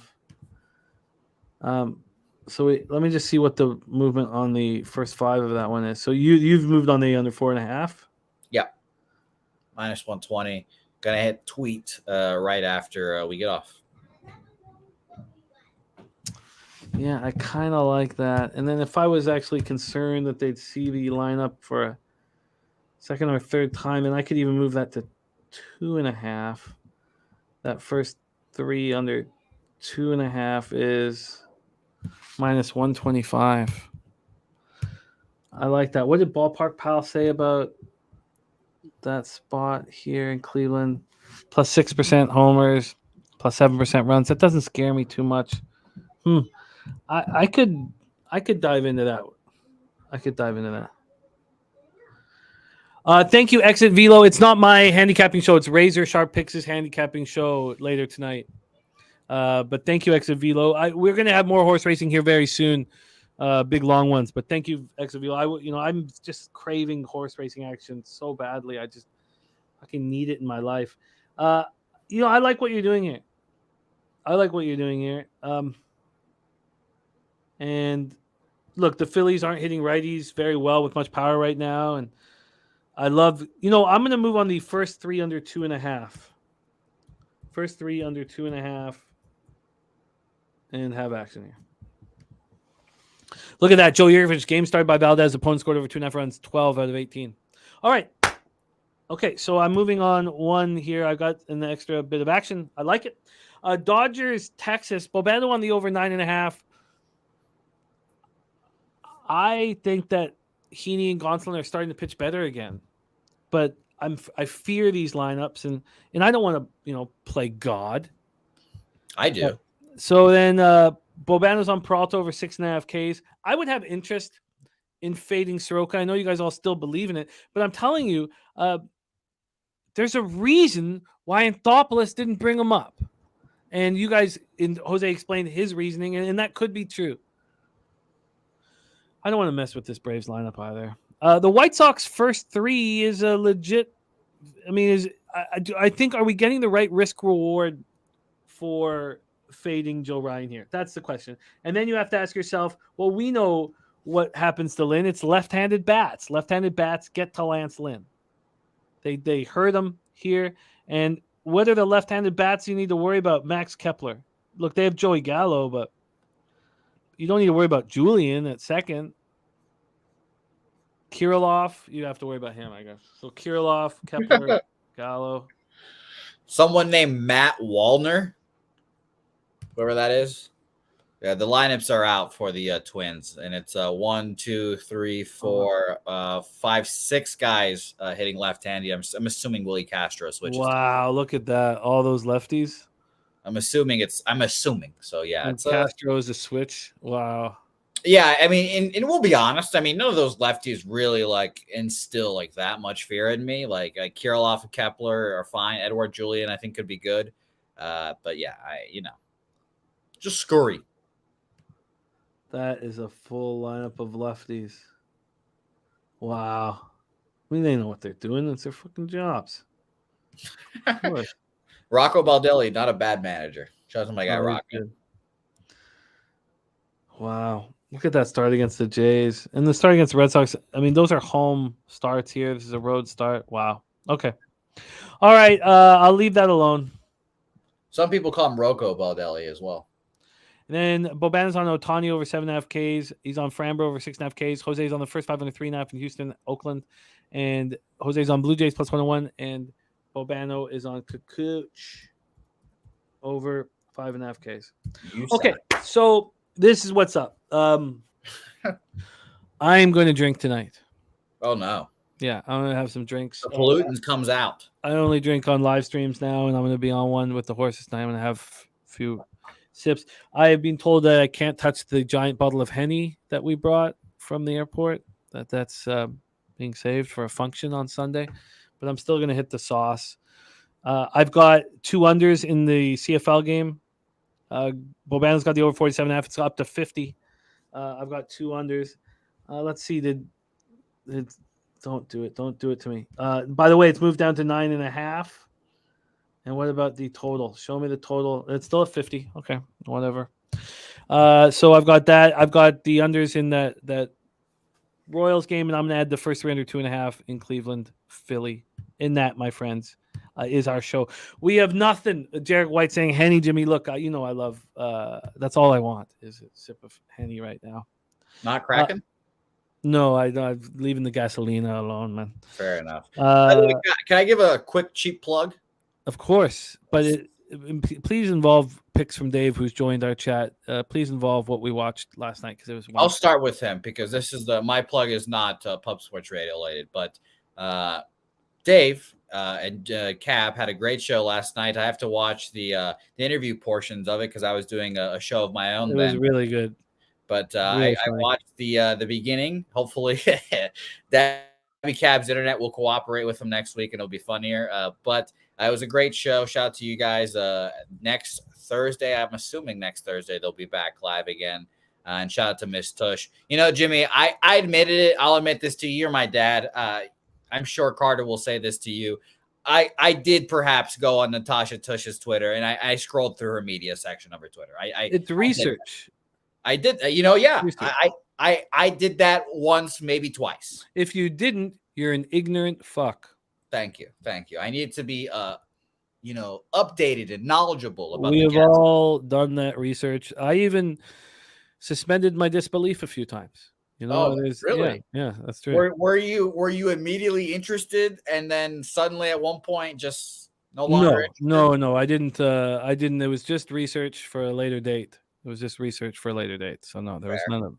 Yeah, fair. And I'm excited to hear about your well, I know it's not yours, but the big guest that they have in the future as well. It is a very good friend of mine, so it's it'd be fun to have her on. But she's, we're dealing with famous people, so it's hard to, these are not run of the mill guests. That's true. Yeah, it's like us trying to get Pete Rose, right? No, we could get Pete Rose. That's no problem. I love every time I bring up Pete. You are so confident. Yeah, I mean, he was betting the Taint play of the day every day for like 2 years, and they called me when I was in Costa Rica saying, "Do you guys want a show with Pete?" And it was the management's fault. I mean, what idiots? Who wouldn't want a show with Pete Rose on? Can we get Pete? Can we actually get Pete before the playoffs? I want to hear his futures actions on the playoffs at the very least. Oh, he's got a lot of it. So. I know exactly. He made the first legal bet in Ohio history. Yeah, Mike M says we could skip the Dave eating a banana segment going forward. No, I think that people dislike that so much that it must stay in. Dave eating a banana? I missed this too. That was a big ending, fireworks ending. Yeah. Wow. Okay, well, good. Well, okay, so shout out from picture of Dave and Dabby, the unmuted mic. And before we go, Mel saying easily the best part was Dabby Malone not being able to keep his composure. Before you do this, let's give one more shout out to Tori Coker. Yes. Man, Tori, you're such a big part of our fam here and such a great capper. And I know your little man is going to follow in your footsteps. And I know that the strength that you provide for everyone will get everybody through this. But thinking about you and your boy, and we're all sending as much positivity and love and everything. However anybody does it, whether it's prayer or however people do it, please do it for our man Tori Coker and his little man, 5 years old at the hospital. So love you guys. Okay, you can continue, and I apologize for interrupting. No, this is a serious plug. Shout out to Helga, a teacher who teaches, underprivileged youths here in San Antonio. And just like Mama Nutflush, it's kind of that time where teachers put their Amazon wish lists out for their classrooms to try to throw some rubles their way and hopefully give the kids a dope class to be in and actually want to be in. And not just a fucking prison cell like most classrooms look like without any decorations or anything. So I dropped Helga's Amazon wish list for all of her classroom shit that she's asking. So if anyone can donate to throw something her way, I'm sure she'd really appreciate it, and I'd appreciate it as well. Oh, that's sweet. Okay, have you tweeted this out too? Have you done that? No. Helga's very shy about asking for things. Okay. So I do it in ways that she doesn't notice. But yeah, I'll send a tweet out as well. Let me know when you do. I will help with that. And yes, Dabby thinking that soiled panties, that was the craziest thing ever. What did he say? Well, the guys were asking about soiled panties of that, sure. and then she answered it, and Dabby was like, "No, you're not answering the question." He thought that we were talking about a different type of soiled panties. He thought. Can you imagine that? That's what? No, the guys, my friends, are asking, "Do you take dumps in your panties?" Like, can you imagine? Like how? I mean, I love Dabby. He's our big athletic jock. But sometimes that big jock brain just doesn't go to the places where it needed to go. But he actually thought, no, my friends want to know. It's shit, right? Can you imagine that? Like, I just can't. I just like. I don't know what he thinks. That's what your friends are saying. That's what your best friends are saying. No, Dabby, she hasn't answered the question. No, God. Is it shit, Dabby? Is it shit? We need to know. It's one of the dumbest things I've ever had a friend do in my lifetime. So it will go down in history in my lifetime as one of the dumbest things I've ever had a friend do. And I'll regale the story for years and years. Yeah. And, Dabby's going to be a lot of our stories for a long time because he did take one of the most savage ping pong beatings I've ever seen in person. And I was drunk. I hadn't eaten all day. I was a shaky mess. I came from the horse track as hungover as I possibly could be. Yep. It was full pollutant, Jimmy. And just remember who took your side amongst everyone else. Yeah, everybody bet against me because you look at the two of us and you think, oh, he's going to dominate in any sports related activity. Not the case, friends. Not the case. And I can't wait. We mentioned it many times, and we're going to keep mentioning it again. The fucking Pubapalooza 3 next year, I guess March, which is not that far away. Be there. We would love a little mini ping pong tournament, and play for cash. If I've eaten and we're drinking and I'm in good physical shape, I'll play. I'll give game after game after game after game. But I was like in horrific shape. Like that's about as shaky and awful as I've ever felt in my life. So it's just one game, one beatdown. I was gonna give him a fucking chance, man. I'd love to see it, and it's the best part that you'll never play him again. No, I'll give him another chance. I'll give him another chance, man. In a couple of years. I'll give him a chance. Maybe take a dump in some panties too for him. If that's sell him on OnlyFans. Shout out to Dave. Another revelation was Dave just hitting subscribe on all these women's OnlyFans and slide into the DMs. We love it, Dave. Yeah. That's money out of your pocket. So shout out to you, my man. But I'm sure the research is going well. Yeah. No, there was a lot of highlights. There's highlights and lowlights. Dave also called all rappers criminals. Oh no, Dave. No, it's not good. He lost some friends. God damn it! He lost some friends. That's the whitest thing I've ever heard. I couldn't believe it. I was like, "That's how you're going to start the show off? Just alienating half of our audience? Great, smart guys." The whitest thing I've ever heard anyone say in my life. Oh, it was unparalleled. I could not believe that he said that. Oh, by the way, Johnny Guns is moving to Dallas in September. We'll be in Dallas in September as well, Johnny Guns. So come out for Rangers Red Sox September 18th. Dope. You guys, this is the end of our week here, and I'm just so thankful for the opportunity. But we don't take it lightly. We need to succeed with this opportunity, and then that's what's keeping me up at night. And I can't. It's a. So I was really happy that we all tailed.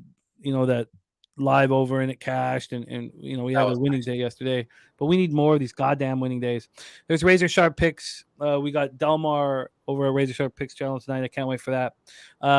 Johnny Guns, all you guys, if you come to San Antonio for Pubapalooza 3, you'll leave going like there's nothing better. Like the guys you camp with all day, every day, and then you hang out with them. You're like, you feel like they're your best friends. You feel like family because of all the time we spend together, but we never get to see each other face to face. And it's just booze and gambling. It's nonstop gambling. Right? We have the poker tournament the first night, and then I buy the table with my winnings. I buy the table for the rest of the weekend, and then we play cash game every single night. Every night. And we have a professional dealer in Big Show. I mean, it's fucking magic. And then we have the best bar, great food, great everything. So, by the way, just a reminder to everyone, Jimmy does not remember that tournament. I have no recollection of it. I seen video of it, and I was like, doesn't remember it, but him, Pete, and someone else basically all chopped the winnings, I think, right? No chop. I won. Oh, you won straight up? Yeah. Oh, okay, well there you go. But yeah, I had like 13 shots, 14 shots on my show that morning. When you went to golf, I was talking to it's J Dub. I remember you. Yeah, I was talking to J Dub, and then I remember waking up. I was like, I remember you like, I was talking to J Dub, and the next thing I know, you waked me up. Yeah. Well, I was fucked up. It was good. It was good. Yeah, again, but here's my Pubapalooza 3 edit, Jimmy. Is going to be no events. Just everyone come to the bar, get drunk, and just stay at the bar the whole time. No one go anywhere.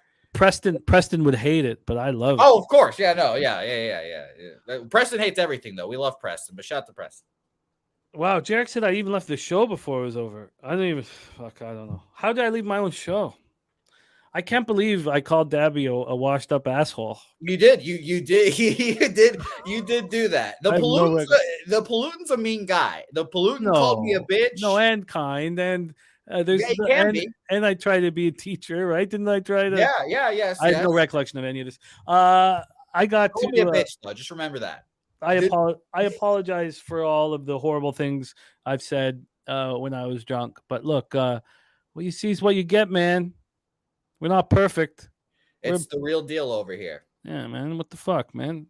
Sorry. I'm as awkward as I am on camera in real life. But yeah, I do apologize for the horrible things I've said to my friends. All right, let's put a bow on this, man. AOD, Jarek White, Johnny Guns, picks from Dave, RVD 420, Razor, Sharp picks, Mel, Nasty, motherfucking Nate, Mike M.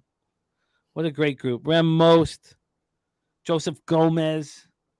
Thank you guys. Londo, Piker, Tori Coker, Exit Velo, Jarek White, Saturated, BJ, Kong's Clips, Rants, Joe Yurkovich, Markel.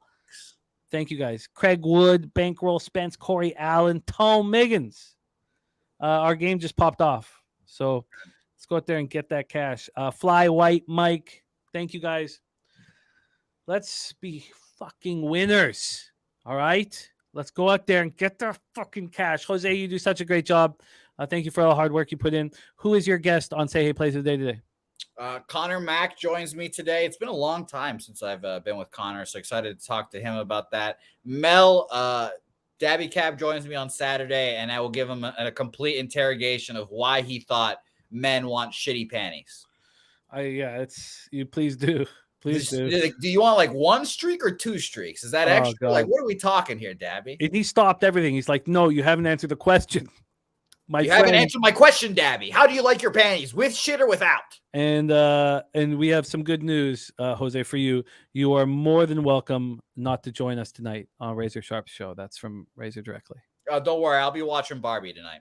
Oh, God. You're not going to watch with Ella? No, I'm not going to watch that with Ella. Jeez. Why not? No, fuck that. Why would I want to watch? I don't want to watch that shit. You're right. That's not for you. That's for the other side. Your significant other to do, right? No, it's not a kids movie. I thought it's like a. I don't know. I'll let you know after this. I just want you to recreate these moments with Ella, aka me. All right. All right, let's go get that fucking money. Let's go get this fucking money. Leche! Hey, Los Bookmakers. Milk.